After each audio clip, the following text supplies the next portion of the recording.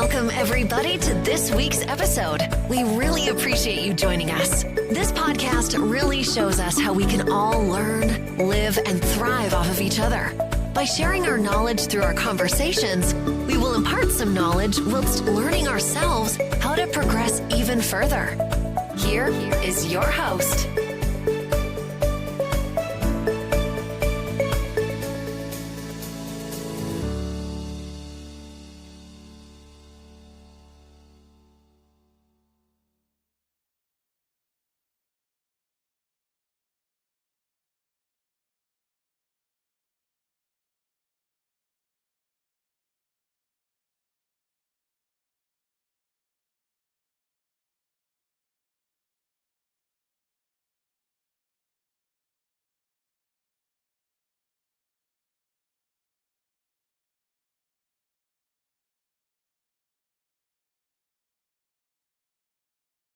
Good morning, everybody, and welcome to Beyond the Mic, the podcast where we dive deep with the voices you know and love. I'm Avery Ocampo, and I've got Nancy here with me and JP. JP, first off, I do want to welcome you onto the show, and thank you for taking the opportunity to join us today. Absolutely. We actually had a fun little chat before the recording started, and I don't want to get right into jokes, Avery and Nancy, but I just got to say, I don't want to do this, but Nancy was late. I was. And what Girls are really usually late. what really blew my mind is she's the first person I've ever seen late that's still in bed. No. Actually, the funny thing is I slept on the couch last night. Oh, did you? Oh, Yes. so this is I love it. You're unorthodox, what I say. Yeah. So, like, So yeah. your bedroom's your living room, and your living room's your bedroom. Mhm. I have to apologize for that then. So you did make you did get I did get out of bed today. Yes. there's And traffic I'm not late between because of any of that jazz moraz. no Yes. there's traffic from the living room into the bedroom. I get that too, right? I like how Probably you the back. try. I like how you try. It's cute. You may know JP from his time from Healthy Junk Food, where he did cook up everything from giant fast food creations and to 20 challenge videos as well. Most notably those of, for example, trying chicken tenders for 24 hours, trying pepperoni pizza for a week, if I remember correctly. I think Those aren't challenges, by the way. Those are lifestyles. Oh. So he has traded the kitchen for the comedy club. I've got a whole script up here and I've already messed it up. Whoops. Oops. No, it's perfect timing for the blooper too. I'm like, uh-oh, what's gonna happen? So first off, I did want to delve into just what you've done previously. Most notably, you've done Healthy Junk Food. Just to kind of start that off, what was the idea for the channel, or how did you come up with the idea? Yeah, so when we first started dating, I was eating a lot of fast food. And I think this is just relatable for girls that date bachelors that were bachelors for too long. Like, my whole fridge was just Burger King double cheeseburgers. Do girls And I would- sometimes date married men? Oh, okay, so it's the I same mean, thing. let's do. We just jumped right into like your former partner on the show, but some people might not know anything about that. I'm sorry, I'm interrupting. But like No, you you're mentioned fine. Julia. I think we'll have to ease into it. I think Okay. I'll just state the Fair. origin I've story. read some things. Yeah. Okay. Yeah, Cool. we'll state the origin story and then we can indulge. But All right. in a nutshell, I ate a lot of fast food and we're like, well, we should probably cook more at home. And we ended up cooking for probably a good year before the channel started. But I think it was that we, had to come up with an idea that was sustainable, because I was like taking it seriously back then. I had my own channel, but I'm like, hey, if we do this, we have to go in with like a plan and a name, which became Healthy Junk Food. And that was originally to make fast food healthier, or just anything that you could get out to eat healthier. Because at the time, I would look up recipes and no one had calories on. If you could, even to this day, you can go into any recipe and you won't see calories. Yeah. And we were counting calories. That was literally what we were doing every day. We were counting our calories. So I took that into consideration. The most important thing for what I would give as far as value to a channel is that I would give you all the calories. And if you go back, you'll just see like I use MyFitnessPal and I plugged in every single I use that app. ingredient. Yeah, it's a great app. I mean, Good it was one. around in 2013. Can you believe it? Yeah, that's probably about when I used it. Yeah.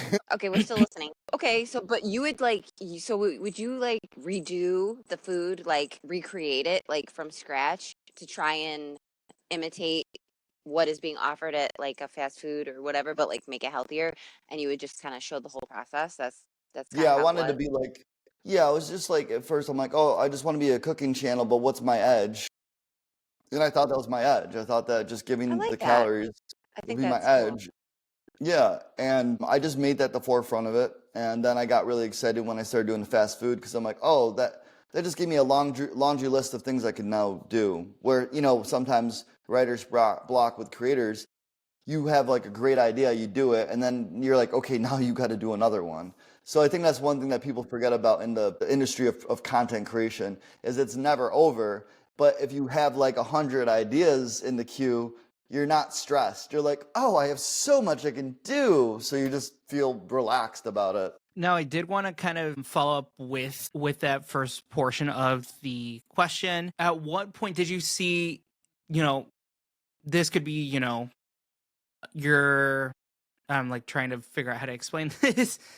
But essentially at what point did you kind of see that, this could be a good venture that we could take on? Were you guys seeing a lot of like viewership or a rise in audience during the first few years of healthy junk food that kind of made you guys think maybe we could do this full time or, put a lot more time into it? Yeah, you seem like an analytics guy. Yeah, I mean, none of this was sought at as, oh, we're going to be, famous. A lot of it was just sought at as, oh, this is really, really cool. I upload a video. I got like 10 people that are like pretty much consistently there recommending stuff and saying hi. And I thought it was really cool to grow a micro community.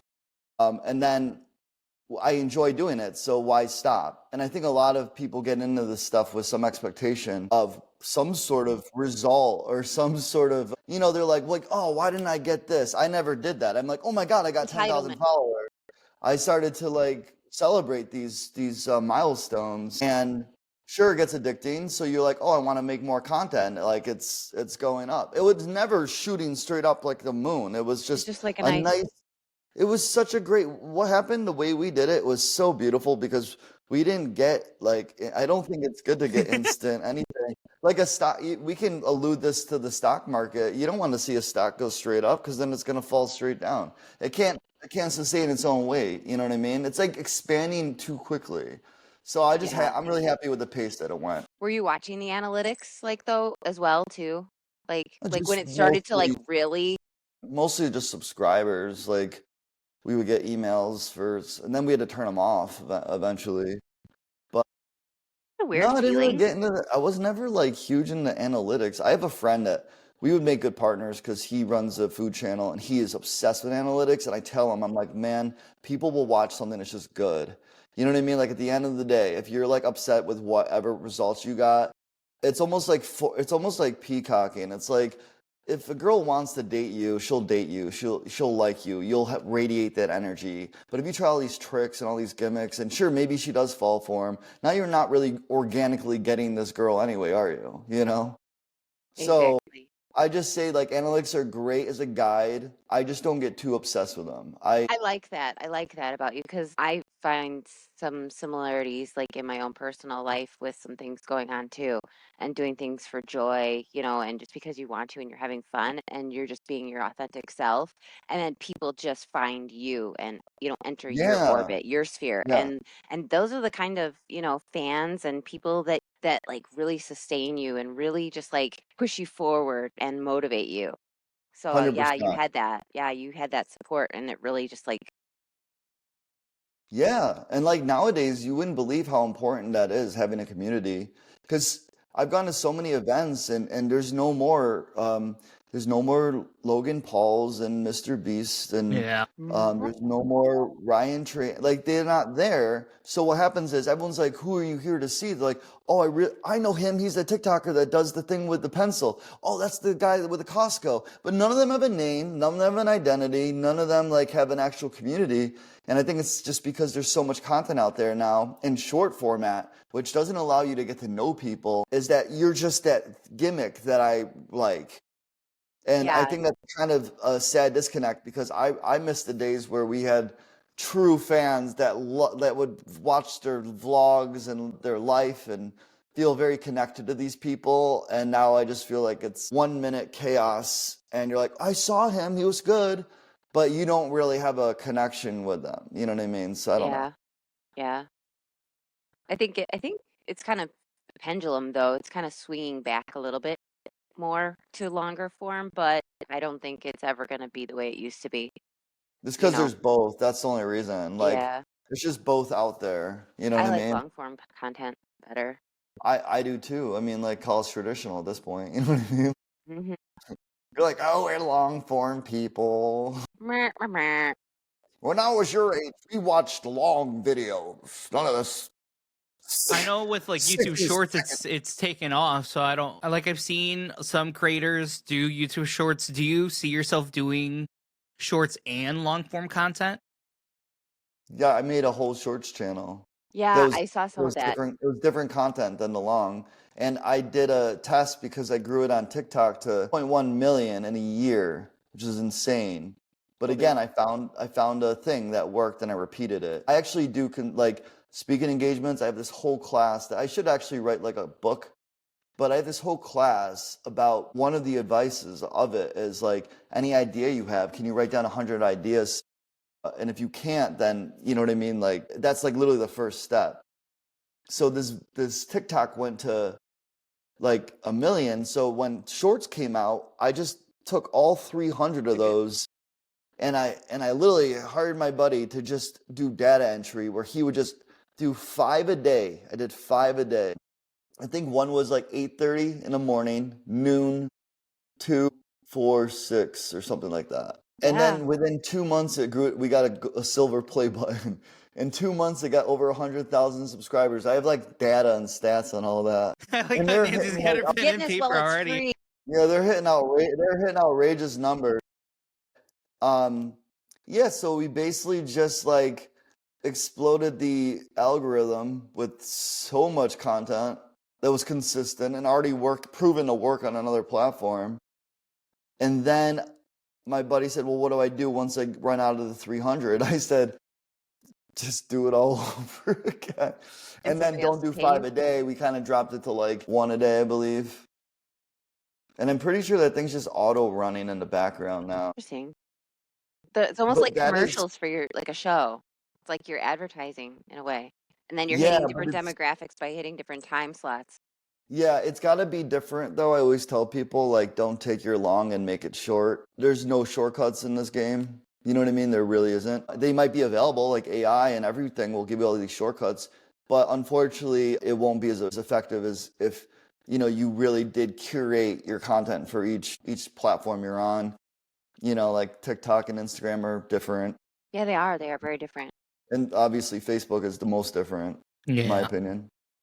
So yeah, you just gotta kind of tweak stuff. Now, JP, I wanted to ask you, what's one behind the scenes moment from filming, this pertaining more still to your YouTube career and healthy junk food? What's one behind the scenes moment from filming that fans never really saw, but that you'll never forget? Probably just mostly fails, but then we show a lot of fails. Tears. I mean, I guess sadness, you know. Throughout or towards the end? Oh, I mean, anything could be emotional, like Oh, of course. a Yeah. lost opportunity or just like maybe the burnout. Like a lot of creators don't open up Yeah. about their burnout. Yeah, like feeling like You have to keep the train you moving, can't but where do you? yeah, you're like I can't top that, and then you having to realize that your expectation for yourself is going to be much more probably a lot more higher standard than the You're people that competing against adore what yourself. you're doing. Yeah, so that's a dark thing. It would be a happy thing. Parties, they don't see a lot of the parties. I love to host, so if I have a huge production with a lot of people on it, we're having a blast when it's done, you know? Actually, we're kind of having a blast during it. I think that's definitely a positive thing, is that anyone that was on set with us, it was never like they felt like uncomfortable, weird. Everyone just had a lot of fun being a part of it.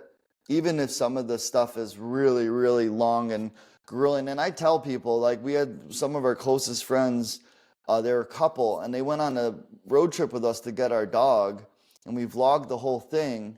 And part of the things we were gonna do is like, hey, we do this thing where we eat like all the fried chicken, you know, from all the fried chicken places. And they're like, yeah, let's do this, we're down. And by like the fourth fried chicken place, they're like, how do you guys do this? And I'm like, you only had 4? We Yeah, got you like feel like grease coming out of your pores. Yeah. it wasn't even like Oh, the eating. It was the exhaustion of being on at every spot, doing the whole review, and then turning off and then turning back on, and doing that 7 times throughout the day with 7 different chicken that's spots. gotta be They were more exhausted exhausting. not from they weren't exhausted from the food. They're exhausted from like us and how we had to like we're not having a normal conversation. We're like turned on. Yeah, like welcome to Yeah, we're Right. turned welcome on. to my Even with life. our reaction and being extra goofy or extra annoying or extra combative, you're just extra and everything. So they're just like, how do you guys do? I am so drained. Yeah. And And as a we're performer, you and definitely we're like need that downtime. amateurs. We do this every day. Like we do this every day. Oh, how do you do? Like, I have a question. We got 3 more to go. Hope you can handle it. Yeah. Yeah, it's only 3. But that was just the eating thing. On Julia's birthday, we did one where she had like 21,000 calories for free. Because Oh, I did I see swear, that video as well. I I know Wow. you swear guys that, did a video about that a few years ago. I swear we were with her brother and her brother's girlfriend at the time, and they were troopers that they did by the end of the night being like, wait, how many more are you going to? Like, we went to like 20. I mean, I might be exaggerating, but I even was like, all right. I'm like, I'm pretty tired too. Now, All day, what was your 20,000 calories worth of free food. because I will say anything on like any videos that either you or Julie have both been in together or where you guys both did your own one-off videos for the channel. What's like your most or what's one of your favorite videos that you've done? Like solo projects or Yeah. whatever. I guess I really did like have fun at the Dave and Buster's one. Basically, she didn't want any part of that, which is fair. I always say if you don't want any part of it, then like you got to kind of do it all. You know what I Yeah. mean? Because like it's a lot of work, you know, editing and stuff. I had the editor though, so like if she wanted to do something, I'm like, oh, if you could please edit this, like you could do it. Yeah, team. The Dave and Buster's was really fun because that was during Mr. Beast's big explosion. So we basically wanted to title something extravagant like, you know, $10,000 at Dave and Buster's, but we did something more like 24 hours at Dave and Buster's. And whatever we won, all of it would be donated to you know, the Christmas. So it was during Christmas.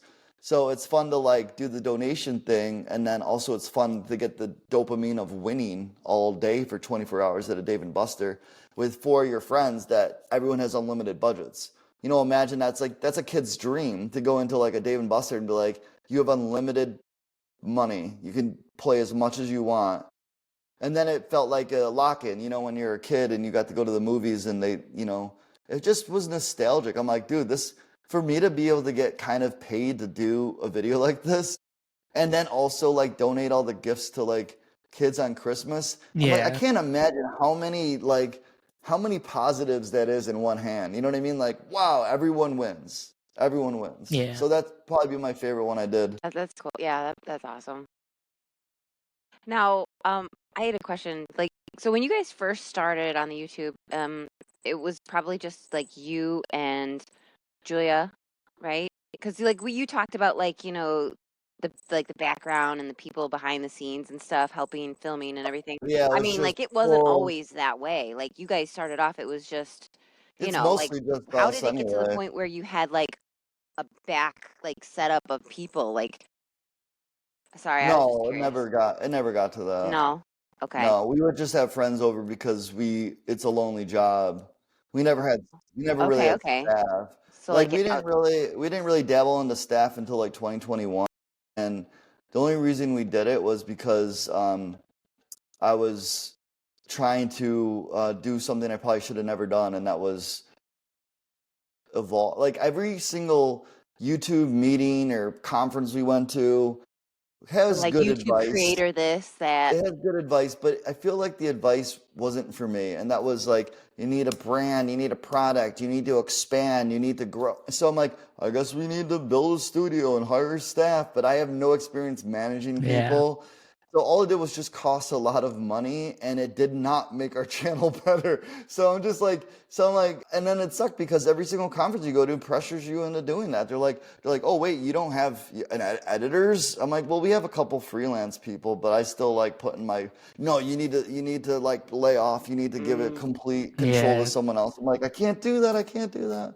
Even for me, like, I don't mean to cut you off, No, you're, JP. At least, like, for me, who's done my own editing as well for a few years, I feel like it's easier to do it just yourself than to hire somebody, just because you're having to pay that individual either per video or, by the hour. It's less of a financial burden that way if you're just doing the editing by yourself, I guess. Yeah, Yeah, but plus you also- vision. yeah, and then so it's a hard thing. Every single creator deals with having to transition to an editor. And then the ones that are successful with it, they train them to be mini clones of them, but that takes a lot of time. Like it's not like one video, they're there. And then after they get their little mini clone, they have to pray to God they don't find a better job and leave you. So then you just have to repeat the whole process again. Yeah, So, because your fan base would kind of catch that disturbance in Yeah. the vibe, the flow, the way things Yeah. are edited. Yes, I get that. That makes perfect sense. Now, we're going to be steering into just one final topic for our first topic, which is pertaining to your YouTube career and healthy junk food. Did you ever really feel any pressure just to keep up with the trends and the viral content at the time? No, it was just part of our job. Like it's weird. If you're good at doing it, you need to be doing the viral trends. I would say the pressure would be if it was hard to get. So a good example of that was Popeye's chicken sandwich. That's viral. That's a trend. I couldn't get it anywhere. For it the made for one a video you guys did. It made for a great video because I would film myself trying. So I'm like, if I don't get it, I'll at least have a video of me trying to get it. And you'll be the one guy who didn't get it. Like, Exactly, whatever the case may be. But because I was so persistent, and again, I really do think that this comes down to like, you have to love what you do. You have to live this life. Because I didn't feel pressure. I didn't feel anxiety. I never felt sadness from any of it. I felt excitement and I felt competitive. And I feel like those that do really well, they don't feel these thoughts of like bad. They feel thoughts of like, oh, I'm going to do this. So I started calling all these places, all these Popeyes. I don't even care if it's 45 minutes away. How many And tries finally, I total found did it. it take you guys to finally get the sandwich for that one video? So, I cannot remember. It was too long ago. I do remember the feeling of gratefulness when someone called like, yeah, honey, we got a couple sandwiches left for you. And I'm like, dude, how many can I have? You know what I mean? Like, I said, can you hold it 4? And she's like, 40, you know how hot these things are? I'm like, I know how hot they are. That's what I'm trying to get it. She goes, all right, baby. She goes, all right, baby, you get 4. I'm like, yeah, I fucking love Popeyes. Dude, they're so sweet. Anyway, they held them for me, and I ended up getting 2 of each. So it was You great. got the 2 regular and 2 spicy, if I remember correctly, from the Yeah. video I've watched that video on repeat a few times. So that's when okay, that's great. Yeah, like you see me in the car freaking out, and I'm eating Yeah, it. and I So- more laughed when you ran. So I laughed when you ran out the door and you're like, yeah, I don't got no pants on. I'm like, what? Or no underwear on. Oh, And that's yeah, where I'm yeah. like, you've got to be kidding me. Because I thought I was like, was that just for the video or did that actually happen? Yeah, no, this is video. I had a lot of jokes. I was not going out there without my pants on, but that's a good one. I'm like patting myself on the back. That was a good one. Yeah, good misdirect, JP. What was- But the funny thing about eating the sandwich though is like, I didn't know if it was good because of the effort or if it was good. Like I just, you know what I mean? Like that's the problem. I'm like, it's so good. I'm like, maybe it's the victory that's good. Like maybe this is just your typical chicken sandwich. Both. Now I know I've seen half. So the only videos that I've seen on repeat are the chicken sandwich videos, the chicken tenders, and the Oh, I see ones a where theme you here. went to all these various pizza chains. Chicken. Oh, pizza. Okay. So I've seen all of them on repeat. I will say that. Now, from out of those, what is your favorite one out of just those main couple that I just mentioned? Like favorite pizza? I would say more like, Favorite video? yeah, favorite video out of all those specific ones. I don't know. I'd have to watch all three of those back. Um, uh, the Popeyes one was definitely a fun one though. Like that one's more theatric. I think the other ones are just like during COVID, we were just trying. Yeah. Like I think those are good. I like those videos. They're not like my favorite video. I like Right. them because it gives me the ability to be like this ridiculous foodie savant in public. Like anytime I hang out with my friends, they're always like, "What do you think of this?" And I give them way more of an answer than they ever asked for. You know what I mean? So it gave you a stage to just kind of like I just know perform. so much about grocery store food now. Like I have an opinion on it. Like I've actually tried it. So So I I can should get get your number so when I go to the store before I buy you something, get I a could be like, hey JP, thoughts on and I will. You could send me a picture, and I could be like a you'd be thumbs like, up or a thumbs no, down. You know what I mean? I'd yeah, be like, no, no. no, don't. Like for example, there's like a holy pepperoni that looks so good. It looks artisanal. You know, it's got like a Artisanal? beautiful. Yeah, it's got a beautiful box with like a little mustache you can wear in your nose, and it's Oh, so yeah. cute. And it's a no. But it's the most disgusting pizza. And I'll tell you what the quality is that the low ranked the lowest on. The holy pepperoni. Like if you're gonna put pepperoni on it, you gotta have good pepperoni. So Yeah. my favorite frozen pies are Home Run. That's a Chicago The one. butter Yep. crust. Sorry, yeah. I think DiGiorno does great. I don't know if people that hate DiGiorno for Shutta. I think they I'm both one of do them. I'm great. one that does not like DiGiorno. Because do you not like the thick crust? Is that what it is?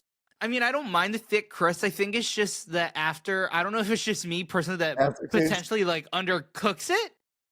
Yeah, Almost. Oh, yeah. And the crust itself is super just doughy at the end. Yeah, it And- is. It is. Oh, I you like win. that style. I would say though, but like Home Run has definitely consistently been a winner for me. Like when we ate all these pies, I'm like, that's good. That's good. So Was stand there behind that ever one. a point when you guys did those videos of eating these kinds of foods for that one video, for example? Was there ever a point that it just got tiring to kind of do those videos that with that specific No. theming? No, I love them. Like your jaw didn't get tired from chewing? No, No. no. I think it's a super exciting. Like if I had to do the same mac and cheese video again, I would be like, no, thank you. Different, yeah. But I think being a foodie, like we just want to try everything. Like there's not enough we can't try. And I don't even care if it's like crummy food. Like I eat MREs. And I'll tell you though, after eating like MREs all day, you feel awful. My You know what I kids mean? love those kind of videos. My husband I'm even not watches them. like here's the thing, that's like drinking Gatorade, you don't need the electrolytes. It's not a good thing to do. So unless I'm decided to like, I don't know, hike the Appalachian, I'm not gonna be eating MREs. Like I need to be doing something. So they just were heavy and just sat in your stomach and didn't digest. So that's I something can I never probably wouldn't like. understand with MREs how people can eat them that way.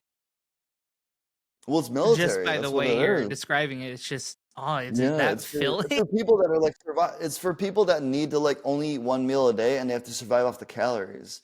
So like, well, I'm not doing that. I'm Netflix and chilling eating an MRE. That's almost offensive to the military. You know what I Yeah, you're mean? not a SEAL Team 6 or anything. Yeah, exactly. Black Ops. Oh, as far as I want to bring this up though, chicken tenders, by far the best universal chicken tender. I think you can get it at Carl's Jr., but I got it at Hardee's, which are the same East and West Coast. Yeah, we Their have parties chicken out here. fingers, their chicken fingers are the best out of every chicken tender we tried. They beat out they definitely beat out Chick-fil-A. I think Chick-fil-A is a little overrated on their chicken tenders. They are. Yeah, thank you. Like that's like unpopular vote, but I'm just saying. Sorry, Chick-fil-A, you have a great chicken sandwich. Your tenders are mid, but and their fry. I think their fries got worse. I think making them crispier made their waffle fries Yeah. worse. I think I I'm- actually liked them soft. And I know for like those videos as well, I noticed you guys mentioned like a local chain, at least from like because I know you're originally from Rochester, New York, correct? Yeah. And in the video, I think it was part 3 when you guys did that third installment, either part 3 or Tully's part 2. tender? Yes, you guys did Tully's. Tully's tenders are so good. I'm just saying, Hardee's is the best fast food chicken tender. They hand bread them there. They taste just as good as like they're almost like a Raising Cane level good, which I was like, and they're like $5. You know, like they're just cheap. Yeah, they're So if you ever much get a more affordable chance- than Cane's. Yeah, so I'm just saying, if anyone ever gets a chance, go to Hardee's or Carl's Jr. and try their chicken tenders, and you'll be blown away. They're not frozen. Sponsored. Yeah, not sponsored. Because I But feel yeah, like Tully's stopped. I feel like Tully's might have stopped doing that, but Tully's had the most unique tenders because they fried them in like almost like a tempura batter. It's like a batter. Interesting. Now, but Tully's, where? I've never heard of them. Is that like a It's a- East Coast? It's a chain in like upstate New York, I believe. New There's York? not a lot of them. You're never gonna be able to go there or try it, so I almost feel Yeah. bad even teasing anyone with the Ever. idea. I'll Well, go to I New would York. say, Nancy, I would tell you right now, I would not book a flight or make a journey to Rochester just for that. I'd have to write down everything that you have to go there and eat. I would not do it. just for the I chicken will tenders. say from your guys' video when you guys ate the Publix chicken tenders, I feel like those would not rival Walmart's chicken tenders because I feel like Publix would be up here, Walmart would be down here. Oh, you're saying that Publix is better than the Walmart ones, Yep. right? Yeah. If you Even though were I've to never see been to anything Florida, else, so I don't know. you wouldn't be invited back to Florida if you said Walmart was better than Publix. You would not be allowed back in Florida. Let me I'm tell you just- right now, they love their grocery store here. I'm just more surprised, like kind of like how you said that those go on the subs. I'm even surprised to see that a full actual chicken tender goes on the sub sandwiches actually at that Well, grocery chain. I had I agree with the tender. I found out later that they chop it up and toss it in buffalo sauce and not everyone, but they chop up the tenders. Brilliant idea. Because I was just like, you're gonna put that on a sandwich? That's gonna be cumbersome. But they call it the Publix pub sub, chicken tender sub, is the most popular local favorite sub there, and for good reason. It's their signature sub, like it's made with their tenders. Whereas I kind of mock the other subs because I'm like, oh, Publix sub, yeah, made with boar's head meat and someone else's bakery and someone else's bread. I'm like, what part of that is Publix? And they're like, how dare you talk about pub subs like that? I'm just like, hey, just saying, you know. But apparently they do have their own deli meat. But the tender sub is so good because of just the texture. You saw those tenders; they're just like almost more texture than chicken, let's be fair. So when you chop it up and you get that into your sandwich, it just is such a great crunch. And toss in the sauce, like I'm a big buffalo guy, so delicious. I'm getting hungry. Sorry, that's what I do. I can talk about, I'm getting hungry just talking about it. Oh my God, that's a throwback. I threw balls at that as a kid. Those are like my Yes. things of nightmares. Yes. I literally went to a Those are carnival the and down the clown, I think. I think yeah. that's what it's called. Sorry, I didn't mean to interrupt. No, that's fine. Just bring up childhood trauma like I immediately. love this thing. This is a Visual dog imagery. toy. Sorry. So I saw this in like a advertisement paper, once a week little thingy, and it's a dog toy. But we come from the same, timeline, I think, and we Yeah, threw balls at this. Like you put a quarter in, and it Yeah. did the air shoot, yeah. and you tried to knock them down, but they were orange red fur, right? Yeah. Kind of raggedy, and you don't see them anymore. Those games, really, right? But when I saw this as an advertisement for a dog toy, I'm like, oh, I want You it. got to have it. I want it. And I told my husband, and I was like, for me, not the dog, because we have a dog. And he went and bought it for me as a surprise little gifty thing. So it stays by my nightstand. I sleep with this right next to my nightstand. That's the kind of person I am. And I love Okay, it. so that's not for the dog. No. It's better than having a No, giant it's Art the Clown mine. animatronic. It's mine. No, that's fine. Like I was confused because you kept bringing up that it's a dog toy. No, but it And is. It is. no, I believe you, but I didn't realize you were alluding to it is a dog toy, but it is my But it is toy, not mine. the dog's. Yes. So I was like, got it, that's fair. Yeah. I've So done that too before. I've actually eaten dog food before. Just Oh yeah, well, you did the big KFC drumstick video. Was it that terrible? yeah. Oh yeah, that's there should be a disclaimer on that video. I don't need to be poisoning my audience. adults But 18 yeah, and over I don't only. think that any of that was safe. But I will say the dog food I ate off camera. This isn't something that this is before the internet. This is how horrible and pathetic it was. I didn't do this for view. I did this for my own science. You But had to know. yeah, my friend had a dog and they're feeding it this bacon. And I'm like, I'm sorry, but Is it that bacon? looks good. I go, that looks good. And they kind of looked at me like, the dog food? I'm like, "Well, no, I meant, yeah, I mean the dog food, but like that, it looked like bacon. It looks good. It's like glistening. Smells like Yeah. bacon. They're like, yeah, you know it's Ugh. dog food. And I'm like, Right? no, I get, okay. They're like, you want some? I'm like, I mean, if it's not big inconvenience, I mean, if They're you're like, not gonna eat it, yeah, you're not gonna eat it. And so yeah, so I take a little strip of it. I'm like, yep, that's dog food. I'm like, that is not good. That was not good. So basically, it was pasty and soy. Yeah, obviously like liquid smoke, like you know what I mean, just like everything and anything that would be like just awful. And then of course they got upset with me because they're like, the dog food isn't cheap, and this is a treat. This isn't like their kibble. This is like something I give them when they do a good thing. And you were so curious to eat this dog food. I'm just like, well, now I know. And that's like, you know what I mean? And that's why I do eat all this stuff, because now I know. but I feel like it's the dog's fault because they're the ones tricking you into thinking Oh, that it tastes sold good. it. It's Sold it's it. it's them. I mean, I saw the tail do stuff. I never saw the dog do. I'm right? like, that'd be Their good. fault. Brown chicken, brown cow. Oh, jeez. Just to segue into our next topic, I know you've had a full stand-up comedy transition. You transitioned from healthy junk food over to stand-up comedy, correct? Yes and no.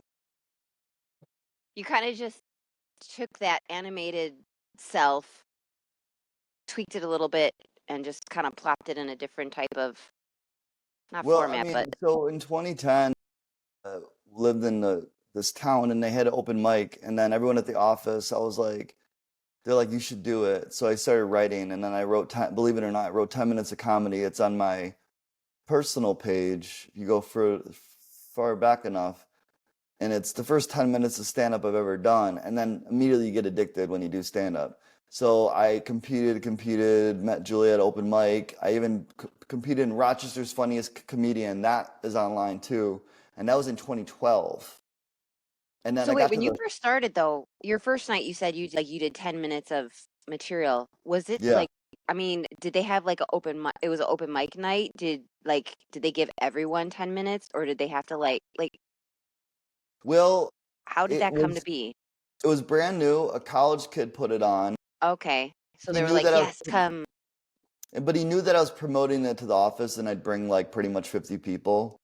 So he kind of just made the night for me, and he Cool. hosted. Okay. And it's pretty good. Some of the jokes I still use. I mean, it's my first time ever doing it, so I don't think it's like that bad for my Any first jokes time. in there you think you can't tell now? No, I can say most of them now. Okay. Just because This day and age, at that point, there's a lot of censorship. cancel That's culture. why. Yeah. This one might be. I mean, this one's fine. I don't do this joke anymore, but I feel like God forgot about us, like Asians, when he made the rest of the world. Like he got everything done. He's like, oh shit, you guys, kind of lost track of time. Might have to cut some corners. He's like, all right, Oh my listen, we're gonna God. make you all look the same. All right, we're gonna have you come equipped with karate. Not because that's cool, but I'm just gonna assume you're gonna get your ass beat. And then we're gonna have you Damn. good at math, that way you can calculate the probability of getting your ass beat. And then we're gonna put you on a Japanese game show, and then we can just watch you get your ass beat. That's Huh. That And that's doesn't a sound joke. like God. That sounds like all the movies that came out. Yeah, That's where yeah. they kind of place. In this day and age, I don't do it because it's kind of it's just a list of stereotypes and a hacky Yeah. delivery. Yeah. But yeah, for my first joke, I'm like, yeah, that's not bad. You know, Works. doing a God act out of the world, like that's it's a deeper premise than just like a one-liner, I guess. But yeah, that was one of them. I don't do anymore. So there's that.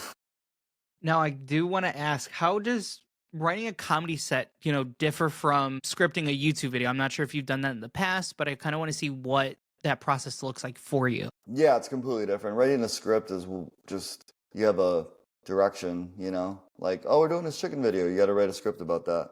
That's why sometimes comedy is good if you can get fed a premise because then it gives you something to work with.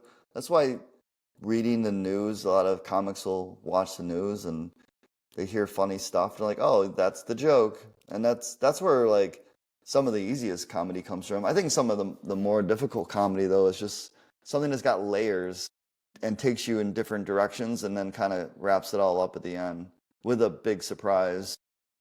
So Yeah. that's like really hard to do. And I think comedy is like a 20-year sport at minimum. I think anyone that's like, I've been doing it for 5 years, I'm like, okay, you're an amateur. I think anyone that says I've been doing it 10 years, I'm like, okay, you're probably going to be semi-pro. You know what I mean? I just think that it's a Yeah. long, long thing. Takes a And I think minute. people think that I've been doing it for 2 years. I'm like, no, you're so new. You're so new. Like, that's all I can say to anybody that thinks they've had a great show on stage and thinks they're killing it. I'm like, you're just so new. You need to be going to venues across the nation and you need to be performing The circuit. time and time and time again. And you need to be writing every single day for hours. Not every day, but like, you just have to be constantly working this, it's like sharpening a tool. I think comedy is one of the craziest games because it's the one thing that I feel like you don't age out of it, which is really cool. You can't really get an injury. Like, Well, but there's different types of injuries. Cancel culture could be an injury. Yeah. But yeah, you know what I mean? Like, and then it's the least required sport maintenance wise. You have a That is stool true. and yeah, you just have a stool and sometimes you don't even get a stool. Sometimes I'm like, where's my stool? to push your water on. Yeah.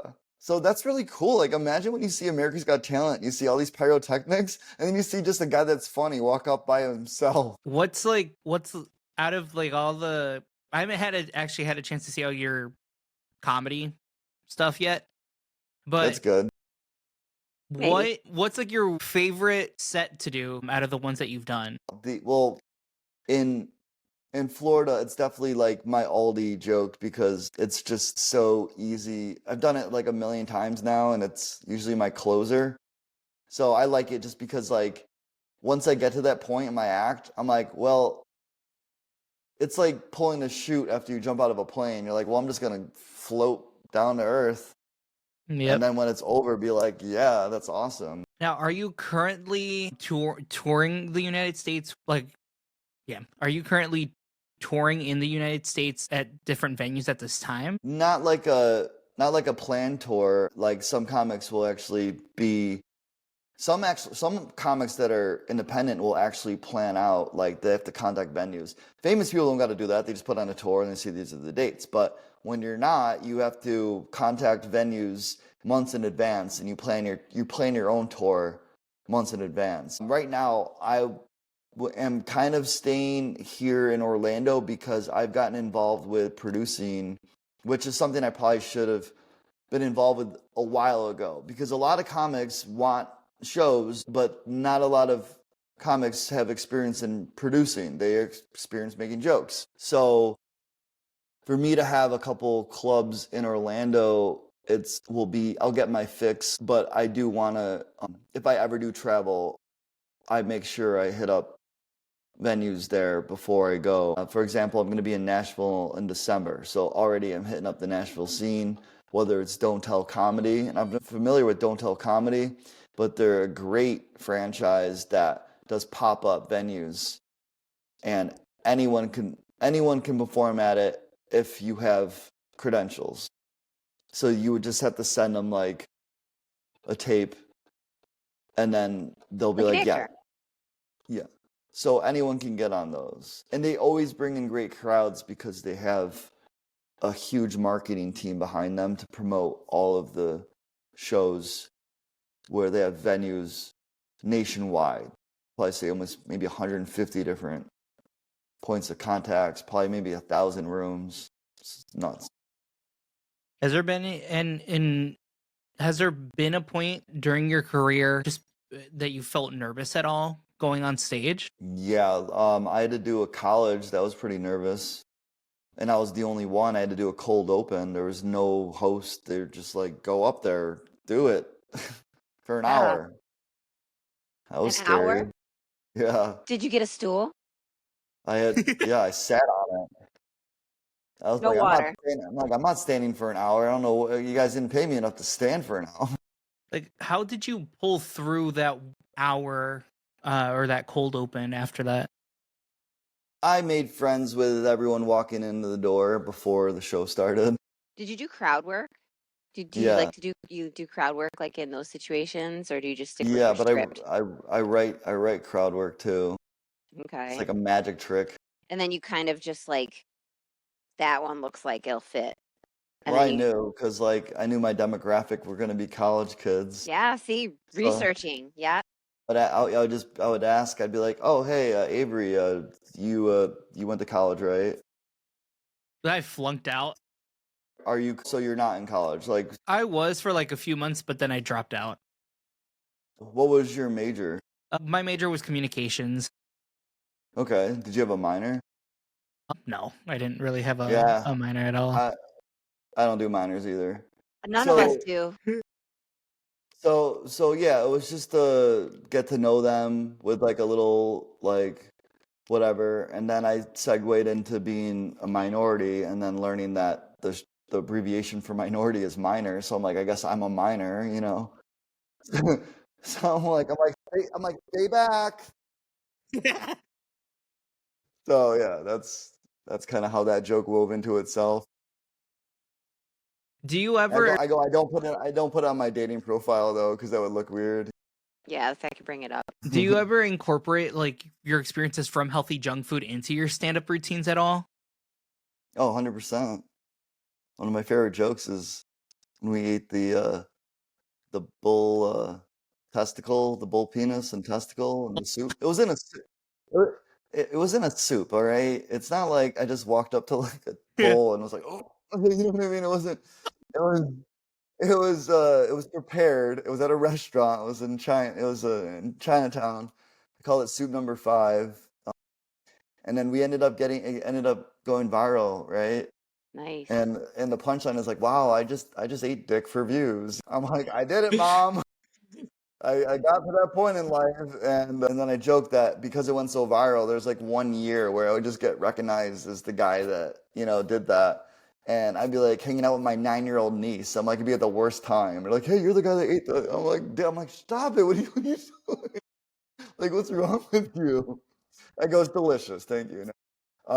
Yeah, there's other instances like people say you can't film. They're like, oh, you can't film in here. You can't film. I've But seen you that a can't lot take on pic- different YouTube where like people get Yeah. But then they're like, oh, but you can take pictures. And I'm like, oh, cool. Can I take 60 pictures like every second, you know? yeah, moving pictures, At that point, yeah. right? Yeah, but that's what I'm saying though. Like I can't take a video. Right. What's the difference? Yeah. What's the picture? It's like yeah, still shot animation now. I feel like I've been Yeah, slouching this yeah. whole time during this interview. You probably have been, Avery, actually. Probably. I love doing that joke.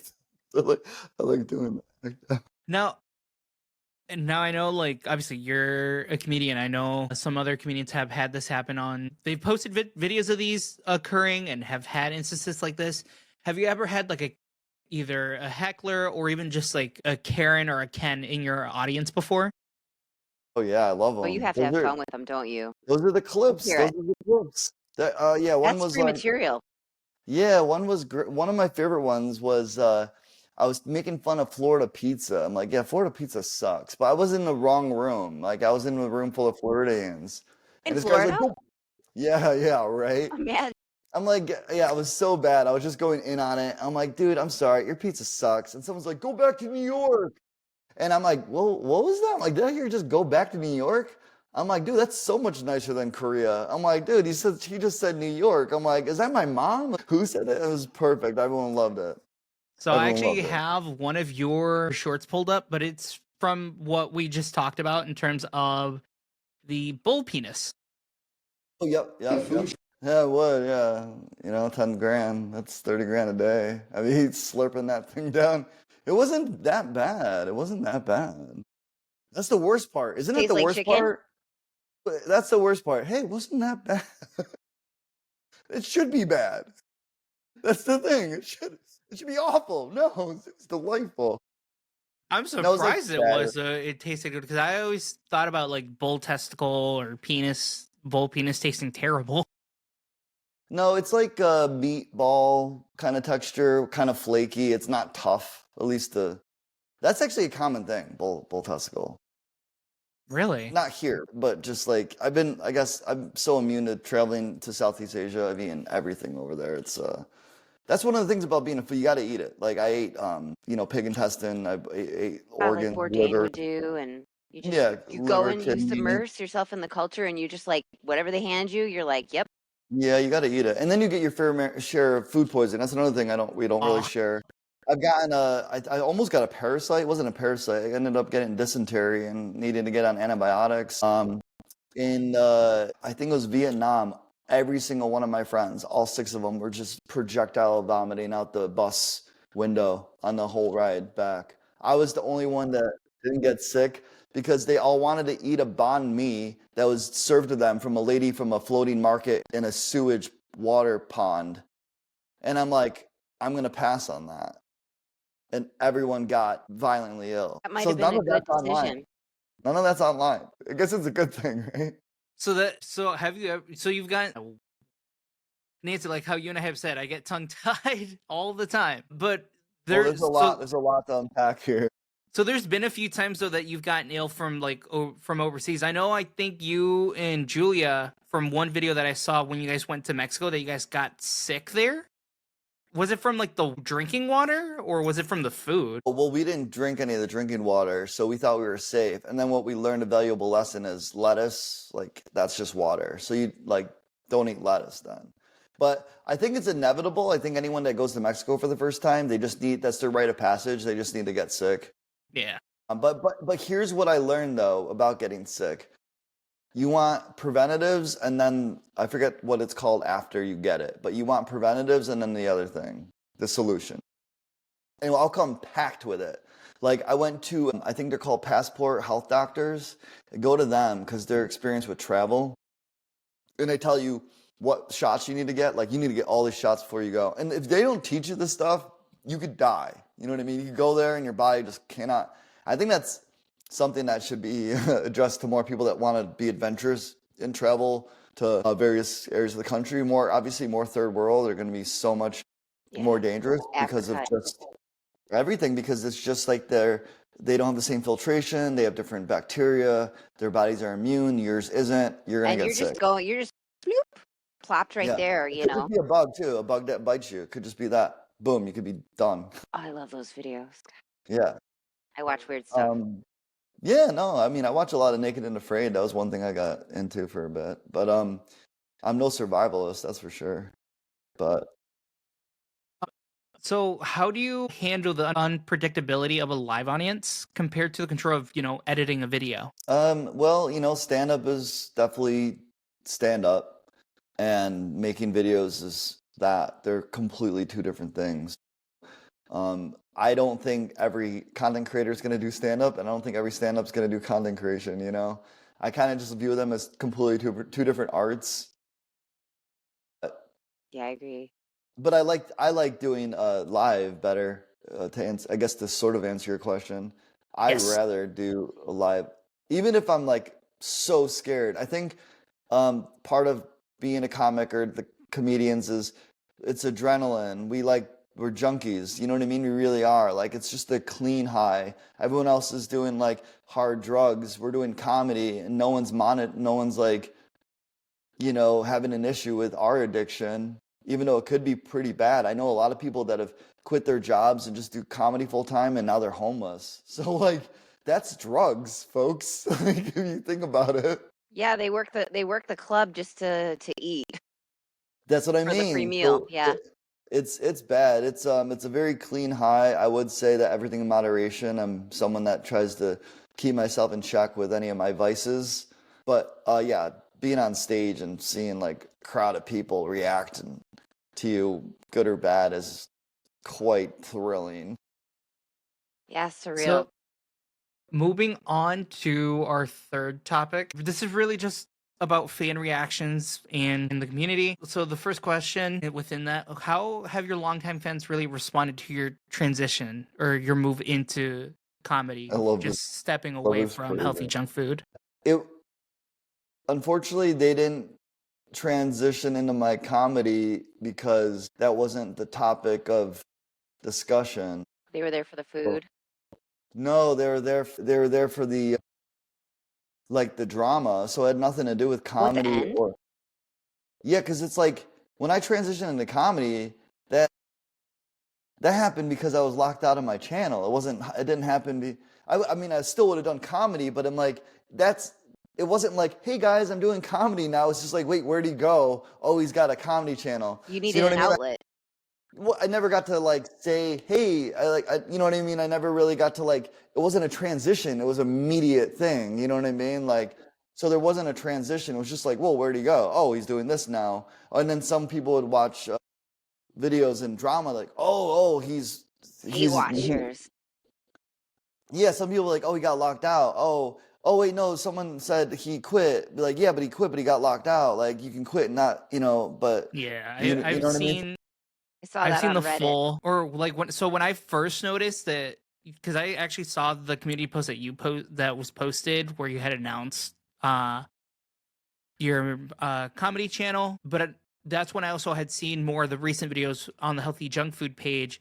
I noticed that obviously you weren't there, and even then for me, I had kind of questioned like, where were you? Like, where's JP? And even then, after a year or two, that's when I started digging and seeing what's going on.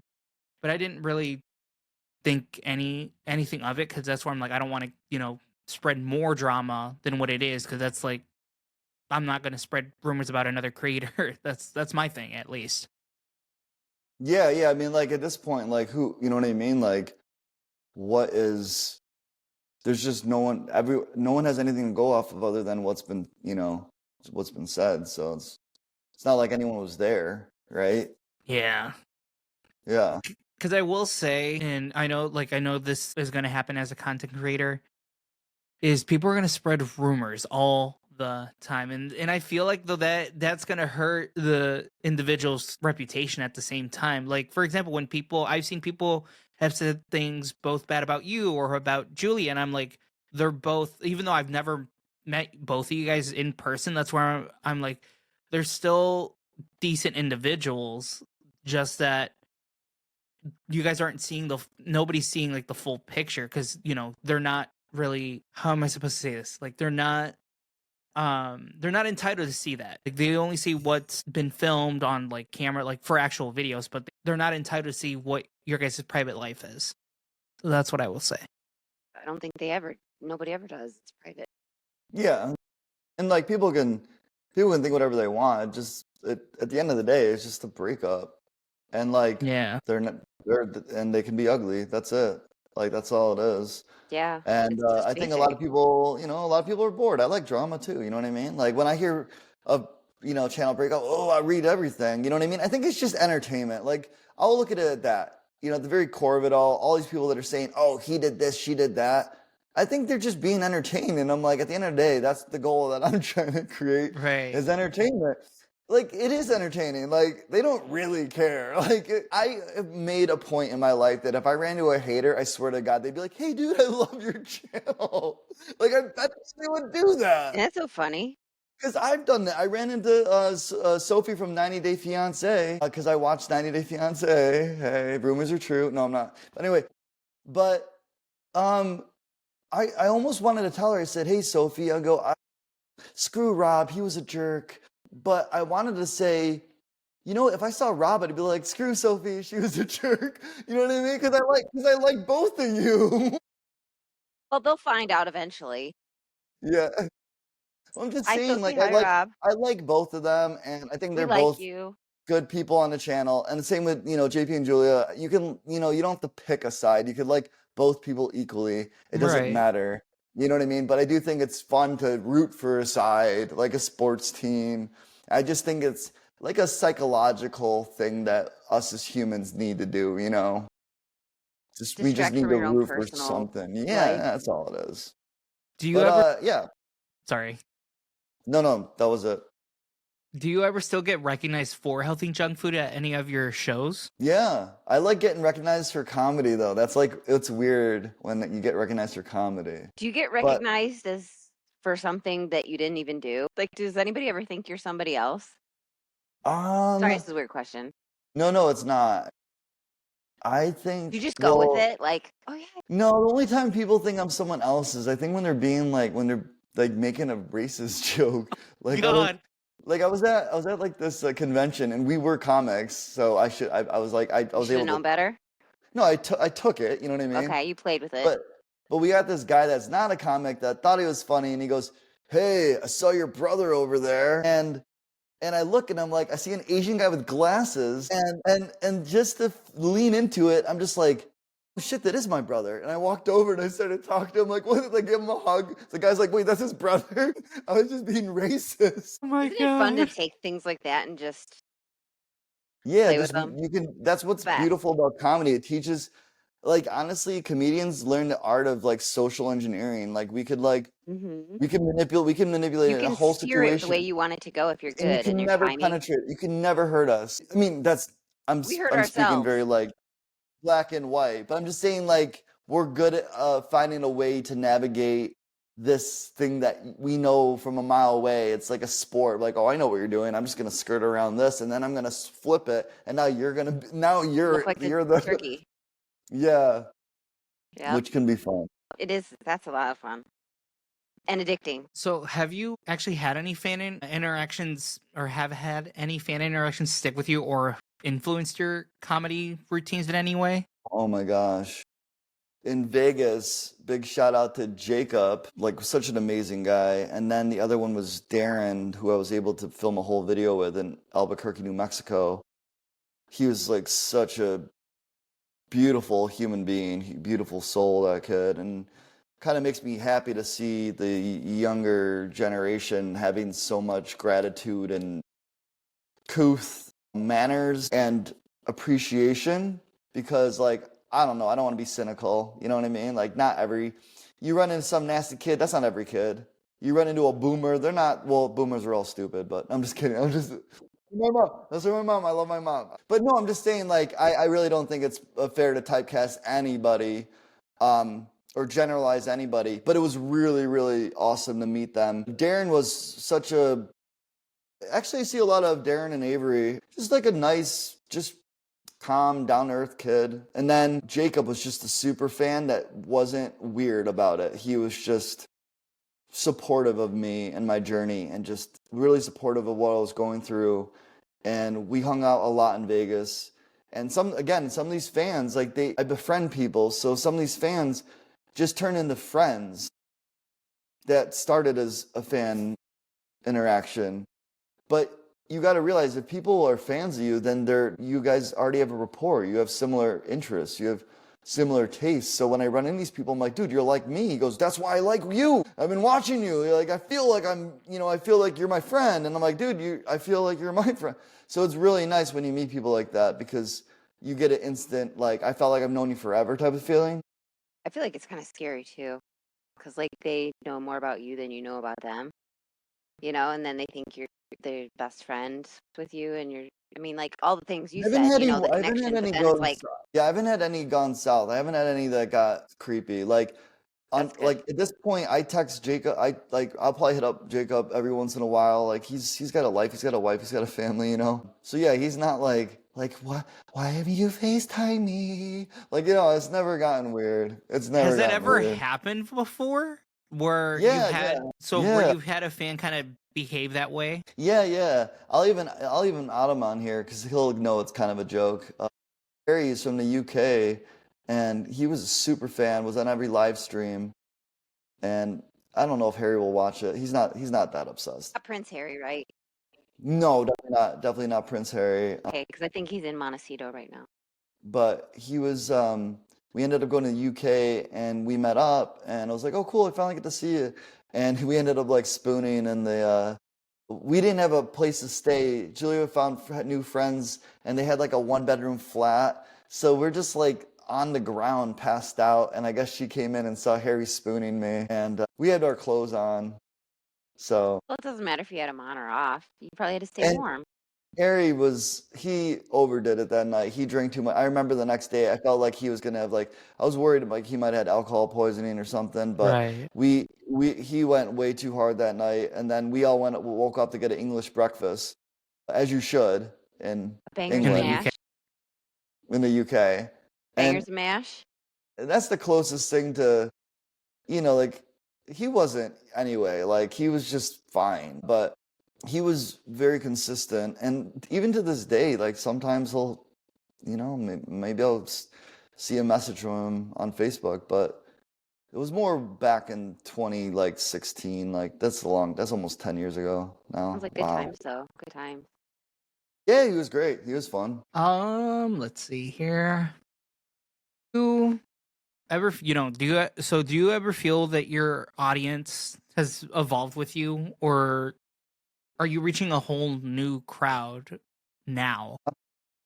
No, I think the audience is basically healthy junk food. I don't really see a lot of people that are like I don't really do a lot of long format videos that really were the comedy, except for like the whole van life. And I think that some people started watching it that knew me just from the van stuff, which was really cool to find out. But then they started watching all the lore, and then I become that again. So it's mostly just the healthy junk food people, and they really want me to do more food stuff. I have so many irons in the fire, whatever I don't even know if that's the saying. I have so many I things mean, you going did say on. fires in the iron, so you're good. I think I said irons in the fire. Yeah, you said it right. You're good. Okay. That I can't be doing like a full-time Mm-mm. YouTube channel, but part of me I love food and I love talking about food. Part of me wants to still have these like do like almost like a kind of a not a diners, like a comedians and coffee and cards drinking coffee, but trying out the new like thing, the fast food thing, or you know what I Do like mean? greasy spoons. Yeah. Because I'm still interested in it, but I can't go into anything that's like a huge undertaking, like elevator in a restaurant or cooking like every single item on the In-N-Out menu, or just those projects, they're very, very like they take your whole entire life away to do that. You don't get huge by doing like honestly, like I do envy some people that can have like pretty easy content. The Disney food bloggers, I'm like, man, you got in. Like, you know what I mean? Like, that's awesome for you. You got in, you got your thing, and you could probably ride that till the end of the day. But I just really wanted to do something that was more, I don't know. I wasn't happy with just doing a food review video. I just didn't think it was Oh, sorry, good go ahead. enough. No, that makes sense. Yeah. Do you ever feel that, because I know obviously you're known for a lot of times you're more known for healthy junk food, but do you ever feel like people, I guess, refer to you at least like as like a jerk or anything negative just based off of what happened between you and Julia that had been publicized on social media? Do you ever feel like people look at you negatively? I mean, I get negative comments, but you get that throughout your whole career on YouTube. You got that probably even when you guys were together and things were fine. So it's just kind of like, Yeah, they're just different now. yeah, just different words. Yeah, but it's not a lot. I don't get a lot. I don't know. I'm so numb to it. Yeah, par for the course, right? Yeah, that's like not even it's not even a thing anymore. Yeah, every once in a while though, you'll get one you're like you'll want to reply to maybe. Sometimes that's kind of hard, you know. Yeah. But I don't know. Like I try, it's easier said than done, but I really do feel like it's just not that many. So like I'm just happy that that's the case. You know what I mean? Like Yeah. Yeah. it's really not a lot. Like every once in a blue moon I'll see one, you know. I think it's harder when you see less because you're like, whoa, what is this guy? You know what I mean? Right. How dare he? You know? All right. Moving into our topic for creative process. What does really your creative process look like when really developing new material? For stand up. Oh, that's so good. I don't. How often do you do that? Because you probably have like your same sets and you bring them with you. But like, how do you like? Obviously, the creative process and such that Avery, the question Avery had, but like too, like you kind of have to like fashion it based on like the location or the city or like your crowds. You maybe sometimes tweak things. Like what goes through your mind? How do you Yeah, I mean, there's a couple of cheat codes there. Like when you're first starting out and you're traveling, you should open with local. Actually, I see pros do it too. connect? Yeah. Yeah, you just have to find a commonality of everybody in the room. That's where And then research. you've scooped them in. You've brought them in closer, like Yeah, you win them right psychologically, and away then with that. Which is fun because that makes me write jokes for wherever I'm going. For example, the college I went to, it's called Penn West. And I found out that they established in the year 2022. And I'm like, wow, so like, did none of y'all get a 4-year degree yet? What? They got it. Like, you guys, I go, you guys are newer than COVID. You're going to be like the founding fathers when you graduate. point. When I was your age, ChatGPT wasn't even working that good, you know? awesome. Yeah. But immediately they were all dying, but they had explained, no, we just got acquired. We used to be 3 different colleges that turned into Penn West, and I'm like, listen, we get that, but for the joke, can we please Yeah, like, indulge? Okay, Right. but I don't really care. I go, you're 2022, okay? That's what it says on the block on the wall. So you're 2022. So yeah, that was fun. And then sometimes make nuances on the venue you're at. We're in like a haunted church. So I had to address that. Whoa. And I opened with, I'm like, yeah, so I go, I'm really happy to be performing in the creepiest venue ever. The host of the evening greeted me with someone hung themselves there in 1985. And I'm like, I'm like, that's dark. And he goes, That is well, dark. he had a really bad performance. I'm like, okay. I'm just like, way to warm me up. God. My And he wasn't even joking. The problem is this guy wasn't a comedian or a jokester. He said it with like a straight, like very serious face. He goes, yeah, this place gives us the heebie-jeebies. Yeah, this guy. And I'm like, okay, yeah. So that was fun. I love deadpan comedy when you can just like, Yeah, where you and they can don't just know like, if you're telling the like. Oh, I play with that. but yeah, the writing process for just random jokes though, I premise it like this is something I'm learning more in comedy, but premises are so important, more so than punchlines. And you always think the opposite. You always think, oh, I need a good punchline. The premise could just be whatever I want. No, premises are gold. Yeah, and sometimes different punchlines come out of that, just not Yeah, right you at can the get same time. out of a good premise. That's when writing becomes easy when you have a good premise. It's something that's very, very universal. A bad example for a premise would be like, I guess you could say like poop and fart, because it's just like, it's kind of just like, it's like too many people done it. It's frowned upon. Yeah. It's easy. And then another bad one premise would probably be like dating apps. You got to be really good if you take a premise that everyone does. You have to be really good. And So you I always made tell you people, I'm like, repackaged it and made it new. Yeah, I go, if you're not really good, then it's like basically saying I'm going to sing Whitney at karaoke. Like, you're just not going to be good. We're going to compare you to a better dating app joke. You know what I mean? So that's what I'm saying. Stuff like that is hard. But premises are, like, I'll give you a good premise that I'm working on right now. It's heaven and hell, you know, and that can be very touchy, but it's a good premise because it's infinite places you can go with that. That's all. I've Infinite. seen some of your comedy covers religion because you had a background, I think, Catholicism when you grew Yeah. up, growing up. Yeah. So I've heard some of your work going over religion and joking with that. It's a big subject you can dive all around into. Yeah, and it's new, so I've never really dabbled in that. And like this would be the first year I've dabbled in religious point of view. So it's interesting to have my mind right beyond myself. And I think that's another thing that sets apart like professional stand-up to amateurs is you remove yourself and now you're talking to the people about more general situations in life, not just like, oh, my mom's Latina, my dad, you know, Yeah. like people that go on all this personal stuff, like that's funny and I love the little tongue in cheek and your family and you know, but when you can really take yourself and make it, It's a subject. You're talking about a subject, not about like yourself. Yeah. yeah, exactly. Like That's a then pro. you get it's pro plus if you can find a wow, yeah, I never thought of that. Like Like an on angle. yeah, then that's really pro because it's you're speaking to everybody now, you know, and that's kind of the difference.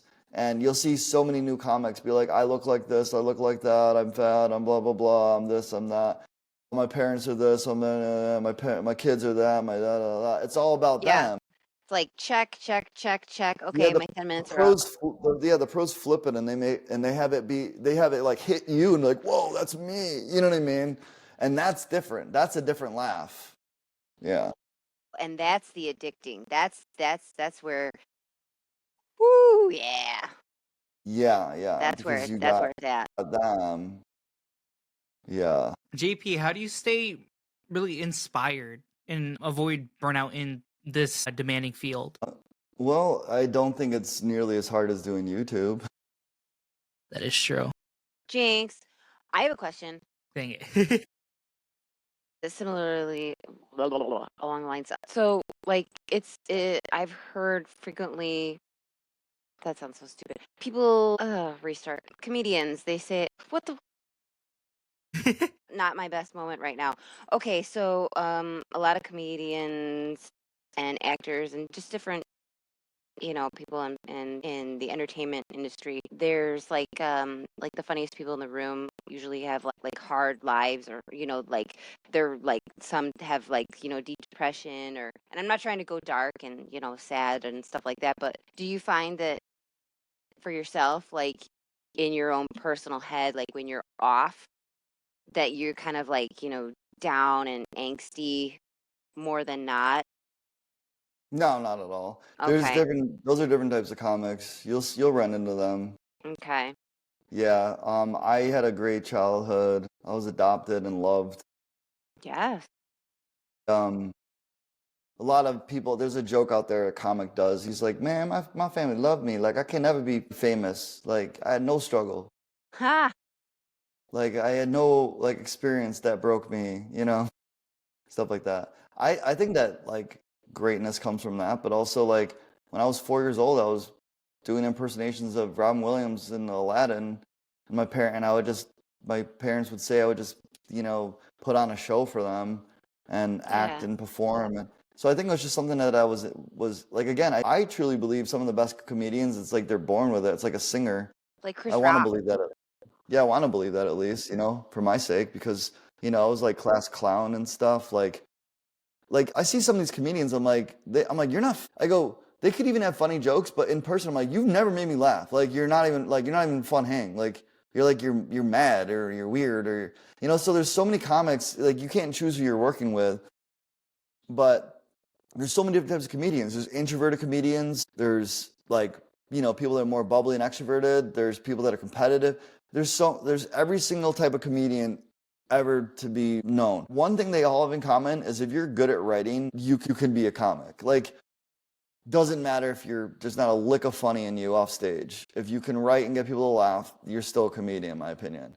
But I always just find it odd when I'm hanging around all these people and I'm like, you don't even get, you know what I mean? Like, Yeah, so I you're guess not the that's same person as I see you in the videos or on stage. Like, what's so wrong? that's Are you where I would okay? say comedy's subjective in that point of view too, because I could watch someone and be like, I don't like, it wasn't get for it. me at all, you know, but then like they don't get you either.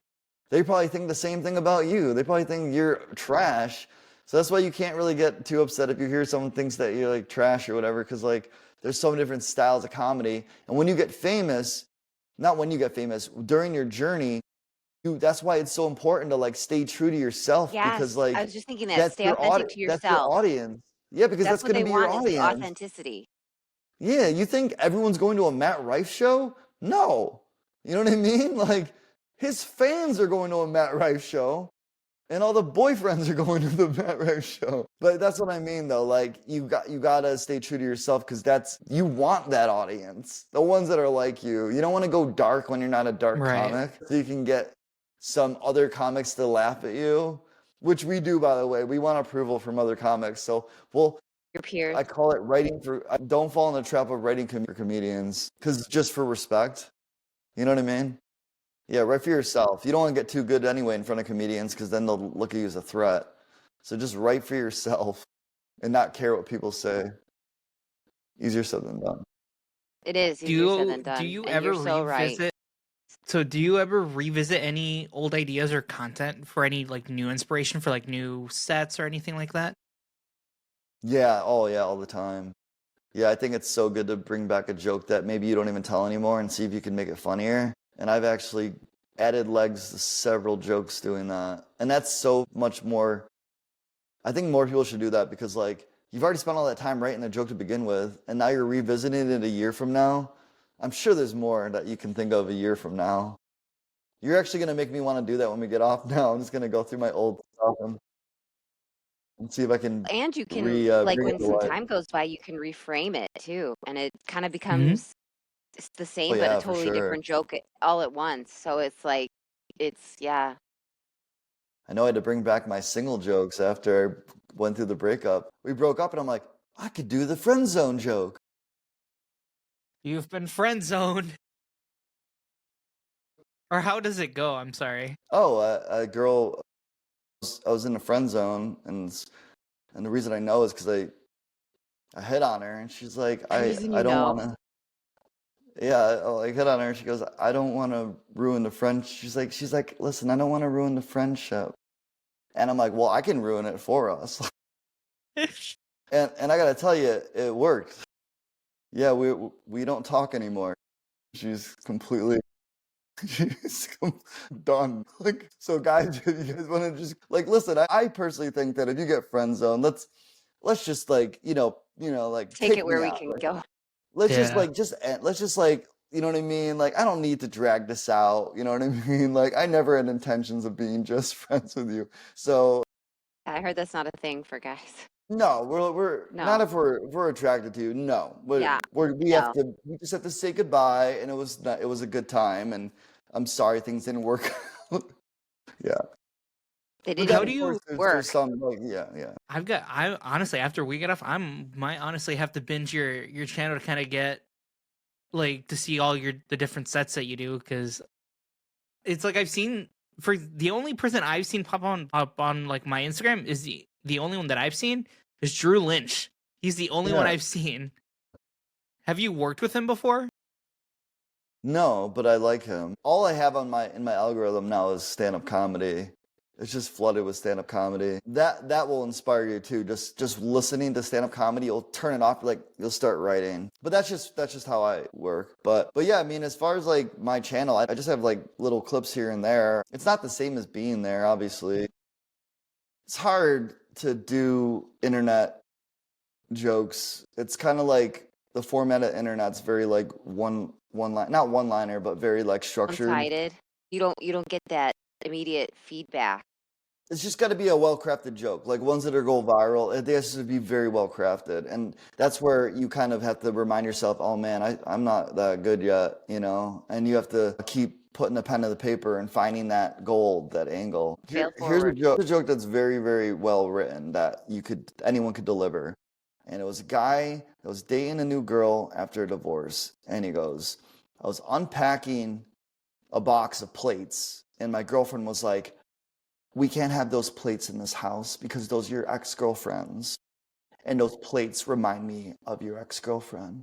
And he goes, well, you got 2 daughters, all right? And at least my plates don't look like your ex-husband. At least my plates don't go Like, how Nancy home. just holding it in right there. Yeah, he's like, at least my plates don't go over their father's house on the weekend and say we like dad better. Like, and I'm just like, this is a brilliant thing. It's a very quick, easily delivered joke, and it makes 1,000,000% sense to anyone listening to it. Yeah. So that's a really good example of one that I stuck with me because it's just funny. And then other things that I wish I could stumble upon, or another joke he does is just stuff that's very like relationshipy, but even if you're not in one, like you're like, oh, I've done that or know somebody. But he said they go on a road trip and his wife would be like nodding off and be like, oh, come on, babe, stay awake, keep me company. And she's like, I'm not sleeping, I'm just resting my eyes. And I like think that's such a good premise. You know what I mean? I feel Because like called out. I feel called out. yeah, that's what I mean. Every woman right now feels called out. And he goes, I mean, I oh, were don't. you also resting? Were you also clearing your throat for the past 15 minutes? He goes, I might warn you, you got a couple gummy Nancy's bears. just like out of it now. But it's He's not like, cars. I have It's when we to, watch he goes, a I movie have to, together, my husband and I. I'll be like, I'm just resting my eyes. isn't it? It's so He's like, again, are it's you just so sleeping? I'm like, relatable. no. I wonder if the other one the other one he brought up, he goes, yeah, we were watching Netflix and she was late to it. I didn't know you could be late to a streaming service. And so she's like, honey, I'm just gonna go to the bathroom and freshen up. And then I wait 30 minutes and wondering what happened to my wife. So I go into the bathroom and there she is taking a shower. I'm like, what are you doing taking a shower? I'm sitting there like an idiot waiting for you to watch this movie. And she goes, oh, I'm not taking a shower. I'm just rinsing off. Because I guess in the past 40 years of my life, I didn't know the definition of shower. Apparently this Well, he should be water thankful has because Netflix and chill, we know what that's about, right? Yep. You want the rinse off. Yep. Damn it, Nancy. Hey, he said bad words earlier. Oh yeah, Thanks. we'll No. have to bleep it out. We'll have to bleep it Nah. out. Now,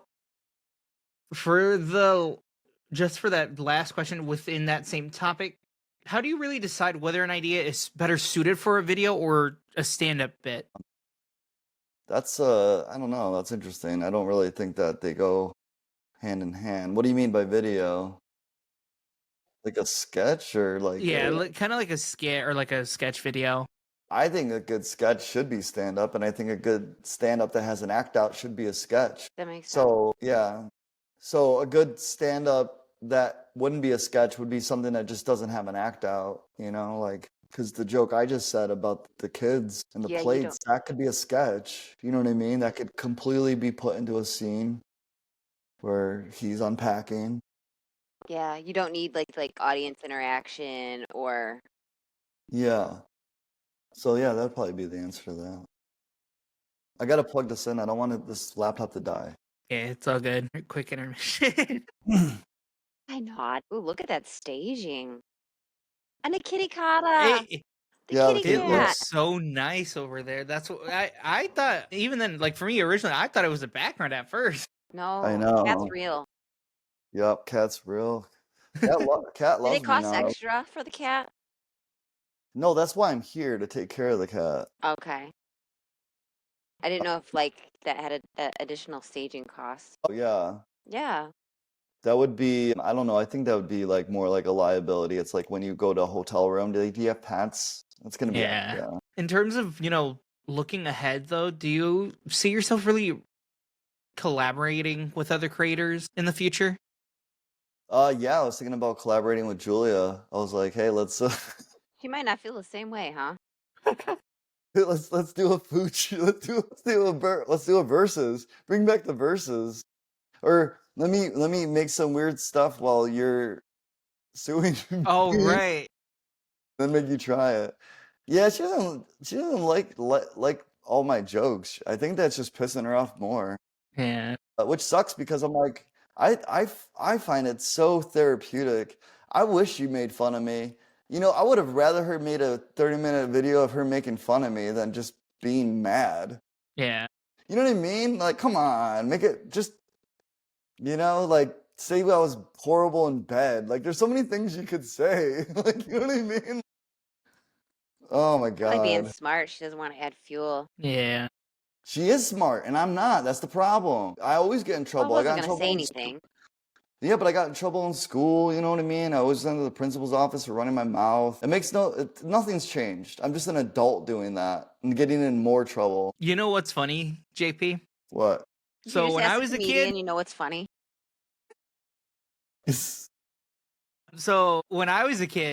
so this is dating back to like 2012. I was like 7 years old. I was notorious in elementary school for consistently getting detentions back to back to back to Oh, back. look at you. And then one year, apparently, because I was a new student at that new school district, I ended up because I was so obsessed with like Power Rangers, I guess, as a kid, Okay, same. and I smacked a kid Battery. pretty much, and I got in trouble for You that. smacked the, what did he not like the Pink Ranger? Like, what's going on? Probably not. Because the story's not lining up. You brought up Power Rangers and then No, smacking. because I was obsessed with it, and I would like play fight, I guess, or pretend to be a Power Ranger at like Yeah, recess. yeah. That's from what I've heard from Did he look like old a putty? teachers. Pardon? Did he look like a putty? Are those still a Pretty- thing? I think the kid ended up just going to the nurse, I think, if I remember from looking back at old documents that I've seen. And it's just kind of funny to look back at, Oh wow, and you got detention.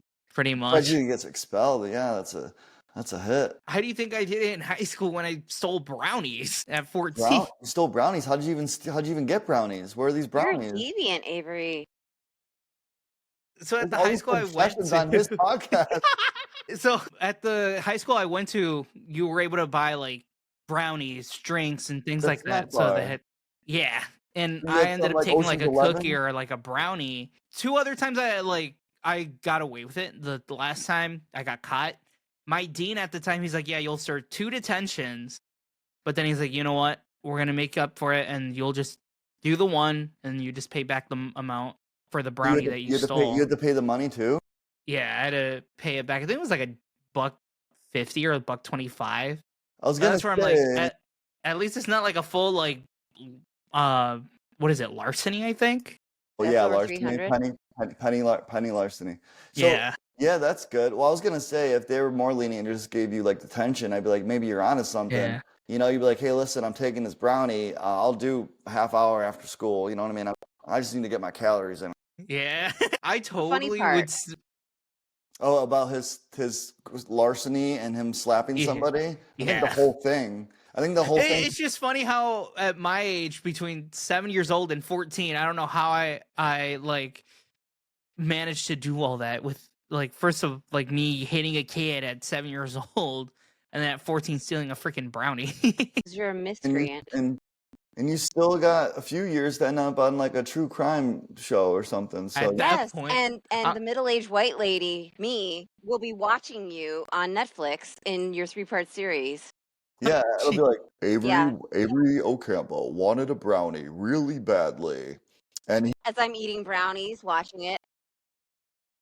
but really, now I kind of want to ask you this. This is like something I want to ask you. What's really next for you? Any upcoming tours, any specials, or like dream projects coming up, or that you want to do? well, yeah, I mean, what I've been really enjoying is speaking at these events with my journey of what I was already doing, like the decade of experience that I have and being able to share all that. That's really fulfilling to do. And it kind of just made the most sense for what I do after I've been kind of done doing what I've been doing. So it's like, what did I learn from it all? And I learned more than just what you would think on the surface. I learned like the cautionary tale of working with a family member or someone that you loved and without having any legal counsel or any operating agreements, zero contracts, zero protection, commingling, just learn a lot about taxes, learn a lot about like just how do you handle an actual business, because when you grow something where it starts to be successful, that's Gotcha. where you need to jump right into the lawyer's office and say, hey, you're worth the hourly pay to kind of make sure everyone's protected fairly. Right. I didn't do any of that. I was very naive. But I like speaking. I don't like comedy. Like, I don't want that to be a pressure point in my career. I think that every comedian is out there. Not everyone. I say that there's so many comedians out there that are like, they're just doing every mic, every free show, not sharpening the tool, wanting to be famous, all this stuff. And I'm like, I don't want it to, if I had a pie chart of everything I'm doing, I want it to just be like a little fun little pie. Yeah, there's more to JP than just the comedic Yeah. part. But I love it. It has Yeah. to be part of it.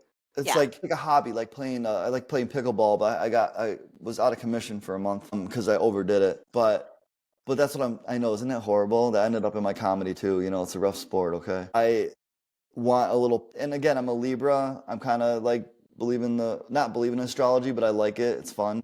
But Libras are very balanced, so I like my pie kind of divided up pretty evenly with all the things that I'm going after right now. So. Do you like your pizza in triangles or squares then? Oh God, Ooh. square is just an abomination. Square is just like, oh, kids, we just bought a sheet pie because we don't love you. Like, square just reminds you of just like, you know, when you go to a birthday party and they ration out this little piece for Yeah. you, right? At that point, you'd be dissing Chicago too, because we're known for our tavern style and the deep dish. Well, that's different. If you're talking about I know Detroit square or rectangle, and I love that. But I'm thinking like if you get like a New York slice, I want to fold it and eat it like Yeah. a proper Right. New Yorker. Yeah. And believe it or not, I don't like the crustless centers when they do those sheet I pies. hate those. Yeah, I just don't. I need a crust. I mean, even though we don't like, it's not the best. It's just, I don't know. It's good in combination, and that square center, that's just a sad piece that just sits on your Yeah. Dixie paper plate, all sad. Although pizza parties in general, like even for like school or birthday parties, I hate when they would cut the pieces way too small. Like, The come on. slivers, like Chuck E. Cheese slices. Yeah. I'm like, what is this? A sharp breadstick that you're giving me? You know, Yeah. you're gonna cut the back of my throat with this breadstick or with this slice? Yeah, you're not rationing anybody by doing that, by the way. Talking about Chuck E. Cheese's, where did you rank their pizza in that video you and Julia did a few years ago? If I don't know, my memory serves me correctly, I think it was above average. Do you Their remember? chocolate cake is bomb though. It is. Their birthday cake, I didn't- go I eat didn't- it even though it's not your birthday. Go there, eat that cake. It's good. That's Sorry. a fun fact about me. I don't really like cake. What? I don't either. Yeah. I don't like donuts it's not like I don't like it. Who doesn't like it? I'm Yeah. saying I've gotten to the age now where I have to pick my poison, and I would pick like a burger and fries because I'm I'm just more savory. That's all. More I savory know than people are sweet. I don't think there's anything like wrong with sweet salty. tooth. Yeah, I'm salty, savory. I just I just wouldn't eat a cake. But yeah, pizza's like my favorite food. So I wouldn't even be like, just to be fair, if I got a square center, I'd still eat it. Like, I'm not gonna complain. Same. I love Like, square. I don't hate it that much. You know what I mean? Like, I'm like, no, give it back. Like, I didn't mean that. Like, I love you, square center. Like, I'm sorry. Like, if I had nothing else, like, I'm not gonna take nothing. That's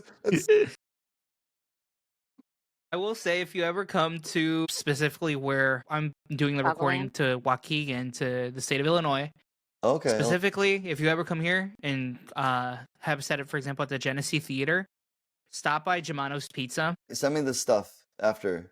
Mhm. All this stuff is important. I heard It's definitely pizza, because I heard menu, they I heard have Illinois. because they have like that tavern style pizza, but their pizzas are better than like any of the other chains that I've tried. Like They rival Domino's in a way too. They rival their pizza just because it's Quonset. not. I'll eat it. Quonset's I've, good. I've eaten so much pizza. I love it. Yeah, It's not even a everybody bad around pizza. Waukegan loves Quonset pizza, I think. Yeah. Are you guys close enough to be near like Emo's? What? Oh, wait, Ebo's? Emo's Pizza? Never heard. I've That's never heard of it. That's St. Louis, Missouri. How far is St. Louis? St. Louis from here. Let me see. I think it's Like about 6 hours.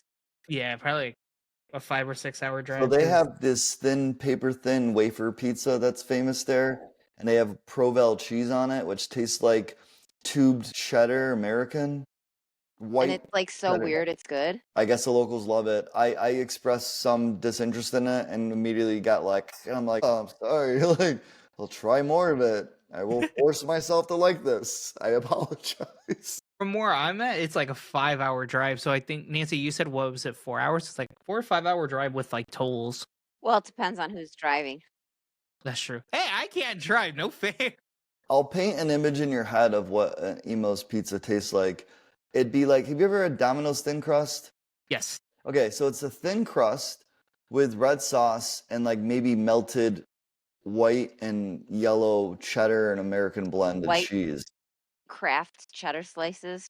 Yeah, so it wouldn't taste like, it wouldn't be the mozzarella flavor at all. It'd be like more of a cheddary American flavor on top. And it kind of reminded me of just like Totino's, just like a frozen thing. They love it. And I think if I ate enough, I would acquire a taste for it. And I think that's kind of what it is. It's an acquired taste because it doesn't taste like a pizza because of the cheese alone. It doesn't taste like a pizza. Now, JP, real quick, 'cause, like this comes up when we talk, when like talking to friends about like growing up and different things and stuff. You remember being in elementary school and pizza day? Like if you did the cafeteria and it was like that rectangle, and it was just, I mean, it's gross pizza, but it was the best, wasn't it? It was like pizza day. Did you not love it? But we had something better. They gave us Pizza Hut double cheese. Oh. So we got Pizza Hut pan pizza double cheese Never on mind. Pizza This Day was Friday. like, yeah, it was like cafeteria pizza. I think I remember those types of those sheets you're talking about though. But Mhm. where I grew up though, huge Italian, like everyone's Italian where I live in Rochester, New York. They're all Italian. So we just have several local pizzerias. We'd get their sheet pies if they had like a big party. That sounds better. They were good, but I always kind of like, I'll be honest with you, and shame on me, but I liked Pizza Hut better. I'd get mad. I'm like, Mom, don't get DiPaolo's, don't get Dominic's, don't get, all these Italian names. Yeah. I'm like, Pizza Hut's better. You know what I mean? And that's such a shameful thing to say now as an adult, but like, because there's nothing more nostalgic like Ratatouille, the movie. There's nothing more nostalgic for me than getting a pan pizza from Pizza Hut with double cheese, because that's what we ate in literally elementary school on Friday. So it's got to be double cheese too. It's like a thick, like I don't love it today, but I'm like, it would just zap me back to a child if I ate that. I remember Book It. You had like the Yeah, big they still do tin, it, I and think, then every too. book you read and you did a report, you got a got sticker. a When pan you filled it out, you pizza. got your little personal pan pizza from Pizza Yeah, and Hut. I cheated so hard with that. Yeah, I I actually read. got caught in middle school for forging my mom's signature on a reading log. Oh, I believe it, Avery. After you told me about your Yeah, brownie, same. I was JP. like, this is just a gateway. This is like, I'm like, okay, where did it start? Where did it propagate? Where did the corruption begin? I'm like, was it the 7-year-old slap and then became a gangster mob boss forging signatures and stealing brownies? And I Like, didn't what know is any of this? this before I signed on to I'm work like, with okay, him. So Walter I'm like, White. Like, oh my gosh. now I'm Like, associated with a miscreant. yeah, he's bootlegging Power Ranger toys on a black Yeah. market. Imagine that. He runs Temu. We find out he runs Temu. Speaking about Timo, I got like a salt shake, like electric grinders for salt and pepper. Yeah, does it I work? had to throw one out because I got them off Timo. One of them ended up smoking, so that's where I'm like, great. My Next Got time I like won't be God. Temu buying from packages I have to Timo open. anymore. Wow. It was like an $8 like grinder set, and when I opened it up, I saw that one of the wires was I guess desoldered itself or I came was off gonna of say it the should have came with like mechanism. a soldering iron for you to fix Yeah, the defective product that you got. That's wild. How long Yeah, did it that's take to crazy. come? a few weeks. Took him a week and a half, I think. Because I did Wish back in the day. I've never done anything on Temu. They're still trying to get me. They're like, it's free. They got me. Yeah, they got Nancy. Speaking of Timo, I'm not Yeah, kidding. they want, dude. It's still pending my order. They want me so bad. I'm waiting for it to legitimately be free before. I hate that they want you to load up the cart in order for you to get those penny items or those free items, and I'm like, no, I'm not doing that. I already spent way too much. What do you mean? Yeah.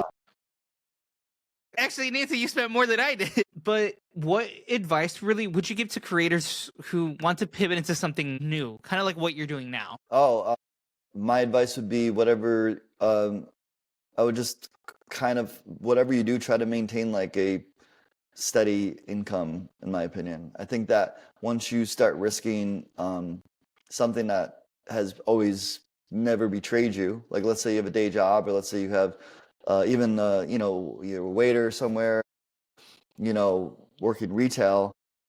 If they never betrayed you, don't leave it. And if you're like, well, I don't have enough time, then learn time management. If you don't have enough time, sacrifice something that's taking up that time. If you really want it, you'll sacrifice something else that you're doing to replace it with that thing. Yeah, If if you it's don't, important, you then make don't. time for it. Yeah, if you don't, then you don't like it enough, clearly. Right? Absolutely. Yeah, that's basically it. I also do think that sometimes people put too much on their plate, and I don't encourage that. I even do think that people are very gung-ho and they're very they're go-getters. Like, still listen to Pace yourself yourself. and your body, because you just want to keep your mental health and your physical health well. You want to treat your body well, is what I'm trying to say. And if you push yourself too hard, even though you think you can do it, you might be doing damage that you don't realize. That's all. Yeah, and I think for comedy and stuff like, other things like that is like a lot of people don't think of the body, like taking care of it at the same time. They just think you get on a stage or, you get in front of a camera and you just, boop, boop, boop, boop, boop, and Yeah. it's no big deal. But you have to take care of yourself for sure. Nobody mentions that. That's important. We're moving actually on to the fun part, the very close, There is a fun part to like this? last thing to this. So we're gonna shoot JP some rapid fire questions. I love this. So first one is, what is your favorite fast food guilty pleasure? Bacon King, Baconator, Baconzilla, double bacon with no vegetables. Bacon Five with Guys, bacon. Five Guys Cajun fries. Dude, I'm a junkie. Most embarrassing. I'll hit up a Filet-O-Fish every once in a blue moon. Are they good? No, but No. Is a double fish fillet good? no, double doesn't make it better. I just sometimes I get flavor fatigue. But they I'm put like, two I slices gotta, of cheese on it then, don't they? I gotta. No, they have like a weird rectangle. Yeah. My mom actually used to work for McDonald's for about 10 years, and even then she hated the Filet-O-Fish. Yeah, I don't think it's a huge seller, but if there's a deal, like a BOGO Filet-O-Fish, I'll stomach 2 of those just for the discount. Oh man, guilty pleasure. I love the onion ring and zesty sauce. I love the beef and cheddar. From Arby's. Yeah, like that's so good. Love Culver's. Love their burgers. Favorite menu item from Culver's? Oh yeah, the mushroom Swiss, hands down. Okay, these are rapid questions. My turn. Hardest state to like work in, like not like to do a stand-up show. Like just like however you interpret that question. Sure. I would just say Austin then. Austin, Texas. Okay. Yeah. That's actually a good answer. I think it's a good question. I think we can all answer this one. I'll do that. No What's comic would agree with me, by the way, with Austin, Texas. It's the comedy capital of the world right now. I've never been to Austin, Texas. They I have- will say that. They have Kill Austin's a lot Tony of there. things right now. They have they got like Kill Tony. They got the Comedy Mothership, that Joe Rogan's room. They have comedy clubs up and down 6th Street. They have It's 6 like open hipster mics a town night. now. There's 6 open mics a night. It's still they got conservative there. Depending on where you go, obviously, it's definitely more liberal and hipster than any other place in Texas. But But the reason I think it's the hardest to get on a show is it's oversaturated. It's just very, very competitive. That makes You'll sense. you'll get on like the bottom of the barrel worst venue of your entire life and hate yourself afterwards. So that's that. But if you could go there and like eventually get on top, you'd like feel pretty good. If you're there on top, If you're you on kill top. it in Like Austin, you're oh man, yeah. oh yeah, you're treated like royalty. Cool. So yeah, Okay. that'd be yeah, but that makes sense though. You know, stuff that's Yeah, it hard makes sense. to penetrate. You really, really have to like you have to do some stuff to get yourself noticed. Yeah. Yeah. That takes What 2 years probably. Yeah. What's the most bizarre food you've ever tried? I don't know if the bull penis Full penis would Balut. take that cake. excluded. No, Balut. Balut? Yeah, it's with the little like Duck embryo, duckling. Yep. pre-fertilized duck embryo. Yeah, that What was was that like? it tasted kind of like a deviled egg, so it wasn't bad. And apparently you don't eat it in broad daylight, so the locals kind of like laugh at you for doing that. It's not visually appealing. So Right, because you can visually wise, you'd see the embryo. the embryo and the little tiny frail bones of the almost developing duck. Interesting. It's like, oof, I don't know how people would eat that. It's wild. I thought it was a joke. So when I went out to the Philippines, I was in the car with a cab driver, and I'm like, "Hey, do you eat balut?" He's like, "Ah, balut." Oh no. And I'm like, "See, I knew no one ate it." He goes, "Doctor said too much cholesterol." I'm like, "Oh, so you do eat it? You're just not allowed to anymore." I was like, "Okay, fine." Oh my god. What about you? That's a true story too. Nancy, what about you? What's the most bizarre you've ever tried? Nothing. I don't. Quinoa. No, it's terrible mean. No, I don't know.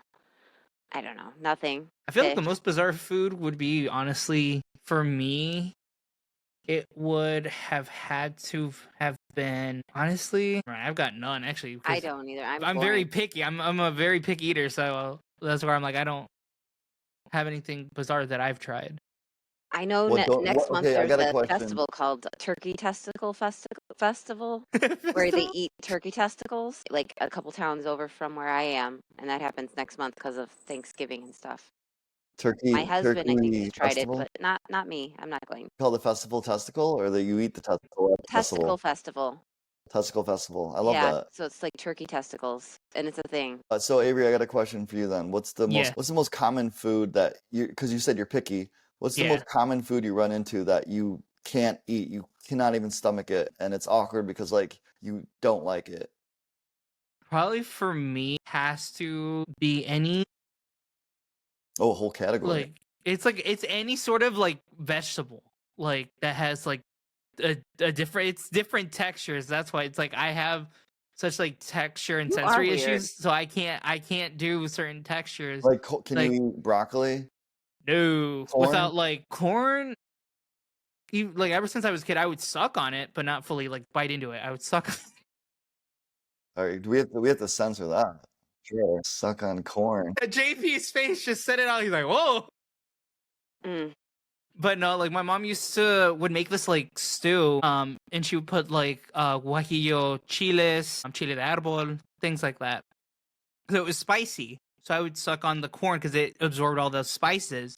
Got it. But I would usually just leave it for my mom to eat because I was like, I'm not gonna eat it. I don't want to waste it either. But I've never really been a fan of corn to bite into, I guess.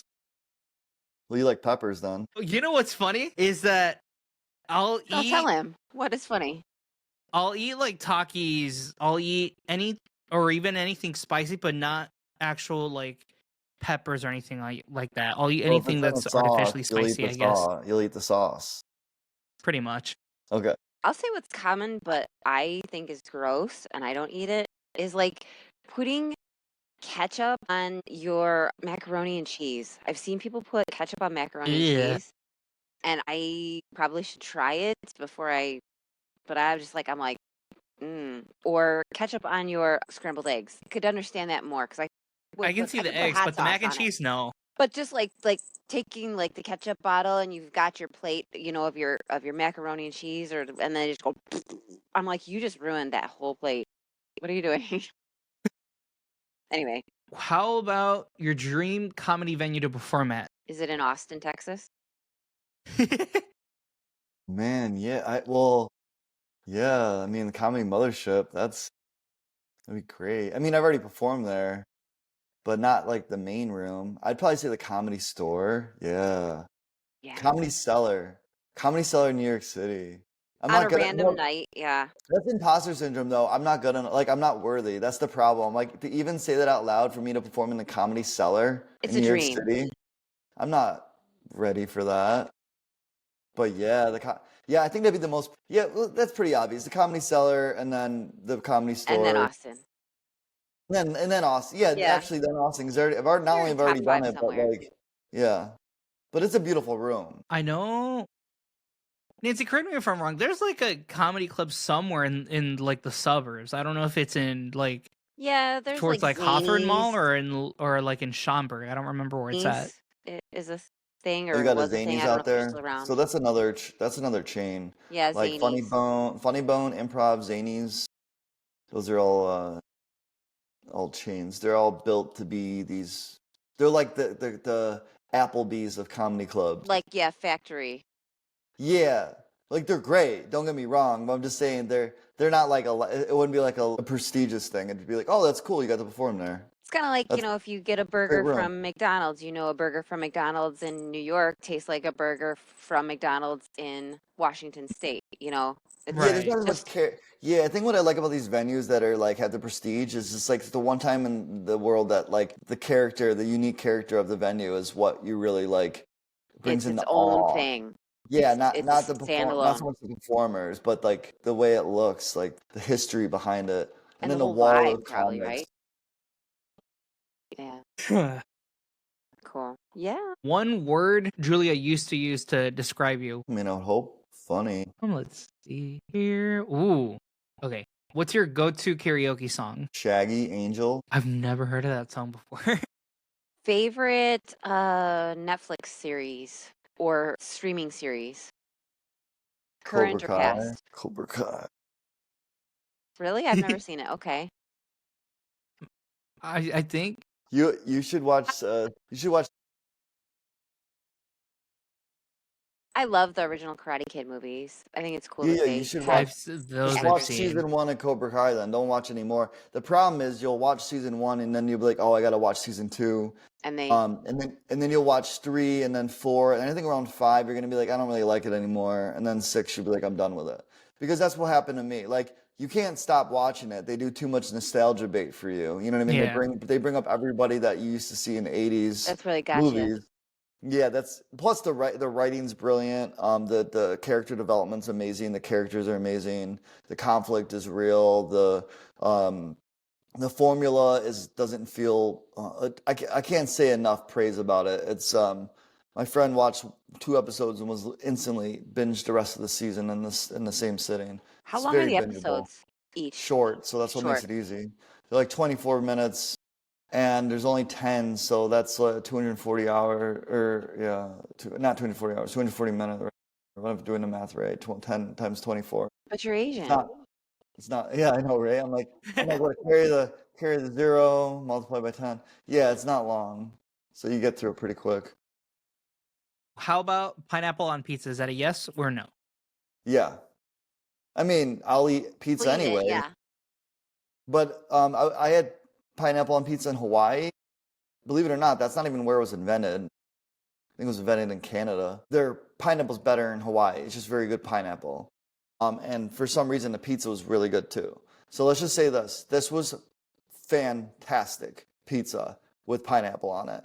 I think that just like people hating Nickelback, I think this pineapple on a pizza thing got hate through meme culture rather than actual like people just eating it. I'm like, Yeah. it's not that offensive. Like I've seen way more offensive things than pineapple on a pizza.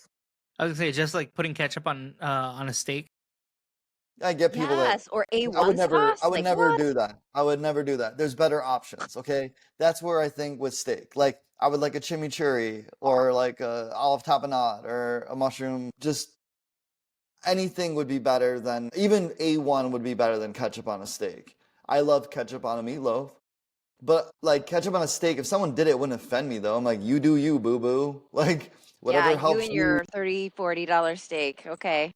I don't think they Yeah. would eat a $30, $40 steak that would put ketchup on it. I don't think I've seen that. I don't know if I've seen that from a human being. Hopefully we never do. It's like I always see and when if I see people do that and I'm like, you cook the steak to a medium rare and all you put is ketchup on it. No salt, no nothing else, and like that's it. You need at least salt chemically for food. I like melted butter, like if you get the surf and turf, and I would just dip like each piece of the steak and Of course, and butter. Yeah, you're basically that's just like a post based. Yeah, nothing wrong with that. But then again, like a good chimichurri is the same thing. It's like dipping it in butter. It's just oil. mm, So yum, good. yum. If you could only eat one dish for the rest of your life, what would it be? Pizza. Pizza, pizza. Just pizza. Like from a specific chain or just generally? Oh, I don't want to subject myself to one place. But like if you think about it, pizza, like it's just like bread with whatever you want on top. So that's I think Yeah. that opens it up to anything I want. Like Yes. if I'm gonna play this hypothetical game, Just don't make a dessert pizza. just anything I want. If I need vegetable, I'll put some more arugula on it. I'll put some honey and some walnuts on it. You know what I mean? It's delicious. I'll put some prosciutto on it. I got myself a Prosciutto sounds charcuterie. good. Pizza could be Charcuterie. anything. Pizza could be anything. Who Fruit, you can put fruit on it, clearly, with a pineapple. honestly, prosciutto on pizza actually does not sound bad at all. That's more Like- Neapolitan. So you go to Italy and stuff, that's all they do out there is they have like cured meats and stuff. Salamarias. Pizzas are way different. Like, fresh buffalo mozzarella melted on it with some, prosciutto, arugula. So good. Who is your comedy hero? I got a bunch. Louis C.K. is probably one of my best favorite writers. Oh, And then Jim Gaffigan is my favorite, like, PG food comic. He's just He's all good. food. I've been starting to really like, who's the newer guys that I like? Because I've been watching a lot of new men. I'm drawing a blank. I'm just thinking of the legends right now. I'm not thinking of, like, the up-and-comers that are, like, Right. Duffy Slay's pretty good. Ralph Barbosa's really good. Ralph hasn't had a joke that hasn't hit yet for me. He goes on stage, whatever he says, it's good. And that's really good. Like, consistent. Ralph Barbosa's young. He's got a thug persona, but he's not thug. And he's got a dry delivery that you need really good writing for you to pull it off. So like I really respect him as a newer comic, and I've seen him live. Yeah, he's great. I would pay to see him. Harlan Williams is good. I don't know. These are just people I've just been seeing live lately. So they're just top of mind. if you were to write like a set about any kind of horror franchise or like, spooky movie franchise, and you had to like write a comedy set, say like 10 minutes, if you wanted Yeah. to do more or less, perform it live or, That's a really good question because what would you write pick? on that. Oh, I'm just gonna write this down because this is how you get premises started. You're literally like workshopping a premise for me, and I'm already gonna pick probably Nightmare on Elm Street Yeah, Freddie. because And there's a that's lot of. from like the early 80s, so that's gonna hit real well, I think, if you I think it's universally known, and the joke would be Same. if you don't even know about it, the premise is easy to describe. Like it's about people that fall asleep and get murdered in their sleep by a guy named Freddy. So like being able to give that context really quickly, like even if no one knows, yeah, it's like you could even start off with like the movie, like so you fall asleep and then this guy comes in your dreams and you get murdered. And I watched the very first Nightmare on Elm Street, and the first thing the guy does was lay in bed with the TV on. I don't know what recipe makes me fall asleep any faster than laying in bed with the TV on, but his whole goal was to stay awake. And as he's doing it, he's doing exactly what I would do. He's like, just like, dude, grab an 8-ball of cocaine and go out partying. Like go to the Yeah. nightclub. What are you well, that doing was in Johnny here? Depp. That was like, it wasn't And his it first was Johnny movie. Depp. That was, Yes, and then he gets sucked into the bed and dies. and then Yeah, I'm just like, paints the come room. on, come on. Like, you want to stay awake? You're in bed. Get out of the bed. Unless you're Nancy, get out of the couch where Nancy sleeps. All right, but anyway, yeah, there's that answer. What's something fans would be shocked to learn either about you or About what's you. something fans would be shocked to learn about you? At this point, that I'm straight. For now. They're gonna be like, no. They're like, I think they'd be shocked to know that I was originally an artist. My mom wanted me to go to school to draw and paint and sculpt. Really? What kind of like art? Should I be racist and say, did you do like anime? No, which is funny because I don't even like, I'm not a very good Asian. I was raised like super white, so I never even knew about anime But growing what was up. your art? Like, did you like painting, drawing? What was your? Well, what got noticed right away was I used to draw Ninja Turtles when I was 6 Okay. years old.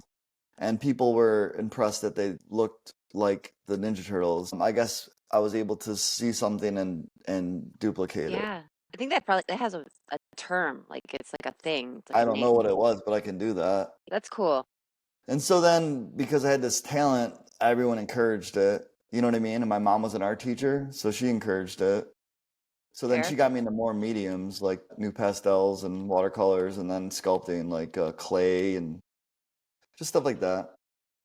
And It's then nice that I, they saw, that you had some talent and they, gave you materials to foster. So they seemed real supportive. So even if yeah, they even if did. that's not like a path that you went down No. seriously, it's nice that you had parents that Oh yeah, my supported mom. They and They did that. supported everything. So I did that and piano as a kid. So those are the two things I did, draw and piano. So like no one really knows that because I don't play piano anymore and I don't draw anymore. But if I had a piece You of could do paper and a chopsticks pencil, I probably. would draw. Yeah, I would draw something. Oh, on the piano. Yeah, dun dun. Or Mary Had a Little Lamb. That's all about I could do.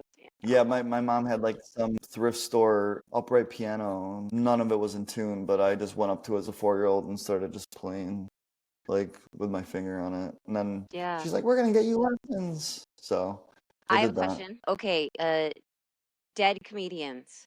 If you could bring one back, that like who would you want to come back?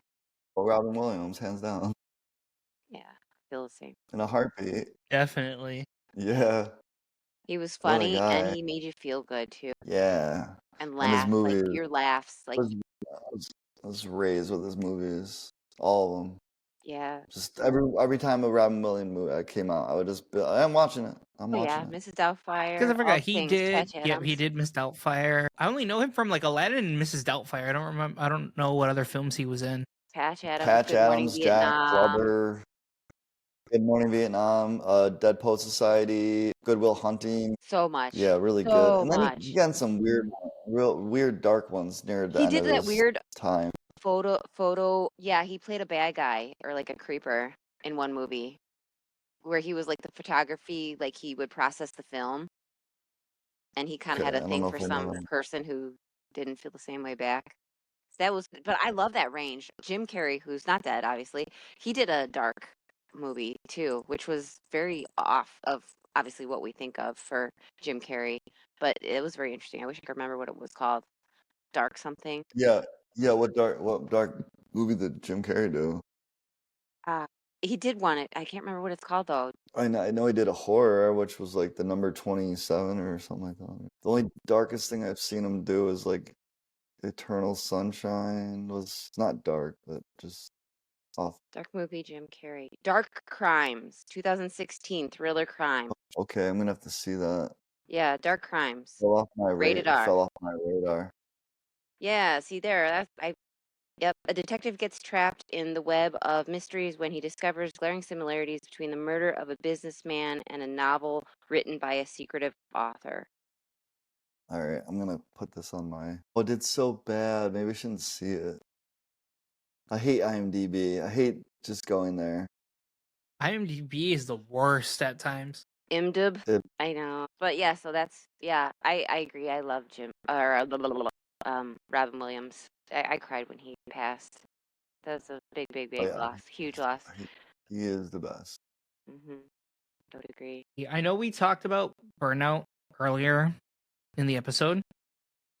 How do you recharge creatively when you hit a wall? I guess however you define wall, but like yeah, Yeah, I think sometimes you just have to take a break. just step Um, away, do something else, and yeah, if you hit a wall, just completely do something else completely. Some people try to get inspired in that moment. No, just take the day off, like an entire day, and don't do anything that pertains to it too. Because if you're gonna give yourself this moment to take off, you need to fully commit to it. I like that because it kind of goes back to your earlier point about like taking care of your body and like you really also need to like body is also like your mind too, Yes, and exactly. yeah, walk away from it, don't sit there and Yeah, ruminate and stress over it, especially if it's something that you otherwise like love and enjoy. Like you don't want to have that change on you. Well, JP, thank you so much for actually joining us today on Beyond the Make. It's really been an absolute pleasure just really being able to dive into your journey from healthy junk food and into stand-up comedy. Yeah. And We've we really actually loved hearing enjoyed your stories just and insights for sure. Definitely. I think our listeners want to keep up with you for sure. yeah. No, I really enjoyed speaking about it. So Yeah. Everybody, please be sure to follow JP on all the social medias and, stay informed about, any upcoming shows, that kind of randomly pop up, when you reach out to places. I know you say sometimes you have to book things yeah, well in advance to kind of have the more intimate thing. But definitely keep up with him so that you can be informed and maybe definitely Avery, send him the information about the place in Gurnee or I yeah. mean in Waukegan because that'd be cool. I'd go. Definitely. But definitely don't forget to subscribe to our podcast Beyond the Mic for more inspiring conversations with creators, comedians, and change makers. Yes. And until next time, bump, keep laughing and keep creating. Thanks for tuning in. Thanks, JP. Yeah, you're thank you, man. welcome. I really Thank you. wanted to end with one last joke. I mean, you still have the Yeah. floor. Yeah, go for it. All right, I want to know more. I kind of want to just know like how you guys got this partnership going It's because weird, right? It's weird. part of me, this reminds me of like if Disney Plus had like a DEI higher version of like Back to the Future, but instead of like Marty, you got Avery, and instead of Doc Brown, you got Nancy, and you guys have like this, you're like this duo with this little generational gap duo, but you guys are like tight like that, traveling in a time machine, like I don't know, like so I just I Good don't. question. yeah. That honestly, for that, it's honestly very funny because I had actually posted on Facebook originally that I was looking for a co-host. Nancy had seen it. She reached out directly to me, hence how we actually started recording. But there is and more to this she's story though. A little bit beforehand. that is true. So I think because of like where like some associations we have with like employment, former employment, he came to know of me and sent me a friend's request, and I didn't know who the heck he was, to be honest. I mean, no shade, but No, you're good. no shade, but I didn't know who the heck you were, and I just left you on like undecided, and I didn't know or yes you confirm, Yeah. and I don't know for like a whole year. Oh, that's such a beautiful, warm story. I know, but I'm an introvert. I'm an introvert. I have social No, anxiety. no, this is the true answer. This is what I Yeah. wanted. And so like only recently have I opened up my Facebook and like accepted like people that I don't know or barely know. But like before I like to keep it like kind of tight, Yeah, of course. So then I finally Okay, like so yeah, I, so he reached out through yeah. Facebook. Eventually, you accepted, and then you Yeah, and decided so I to see his take on post this. where he's looking for a co-host for a podcast, and I'm like, I've never done a podcast. I don't watch podcasts. I don't know anything about podcasts. I'm like, but that Yeah. sounds fun. I said, Okay. I want to try that.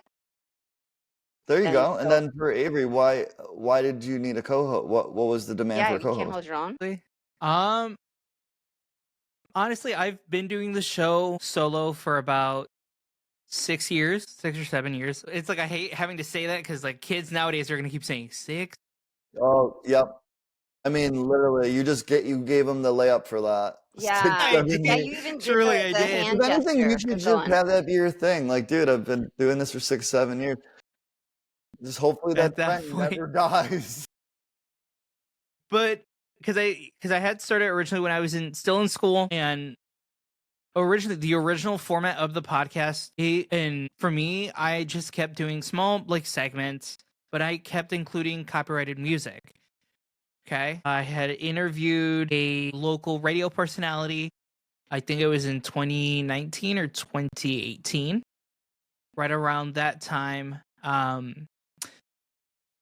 Fast forward maybe a few months later, I get an email from our podcasting or like the hosting company, and they're like, hey, we're going to have to take down your podcast. You've got infringing properties on your episodes. So what ended up happening is I lost those audio files of that interview. Now I didn't like go back and try and reach out to the radio personality again to, redo the interview. But going forward within 20, like now into 2025, because I had still been doing the show on my own, that's when I had posted on social media like, hey, I need a co-host so that I'm not doing it on my own, especially just because it's kind of lost its spark, just me doing it by myself without having someone else to, I guess, co-anchor, co-host it with me, so that I don't just blabber my mouth and go nowhere. Andy just likes No, me. okay. That's a fair enough answer. So anyway, that's all. I'm sorry, I didn't mean to start No, a I whole think nother. it's funny because we are No, we are an You're odd good. we are an odd duo, but it works. I would say unique. I like unique. It works. Not sure, JP, if you wanted to throw out your social medias there as well so people can give you a follow, check your socials for any dates, tour dates. Yeah, put it out there. Yeah, so hopefully, I don't know if this is gonna be like visually seen, but my at is my name throughout the podcast, and it is at JP Laughs, and that's one word. And I would say like Instagram would probably be the best place. Yeah, with, that's where I you got know, to watch doing a lot of your doing stuff. comedy. Yeah, doing comedy. Instagram's like the best place. But obviously, if you just typed in Google, probably a bunch of stuff will pop up. So Alrighty, well, thank you so much, JP, for joining us today in this episode. thanks for having me. Nancy as well, thank you for joining alongside me to, be able to interact with JP and ask some questions. Again, I'll be leaving his social media links actually down in the show notes and description of the YouTube episode. But thank you for tuning in to our show, and we hope to hopefully be back Wednesday, because we'll see you guys on Wednesday.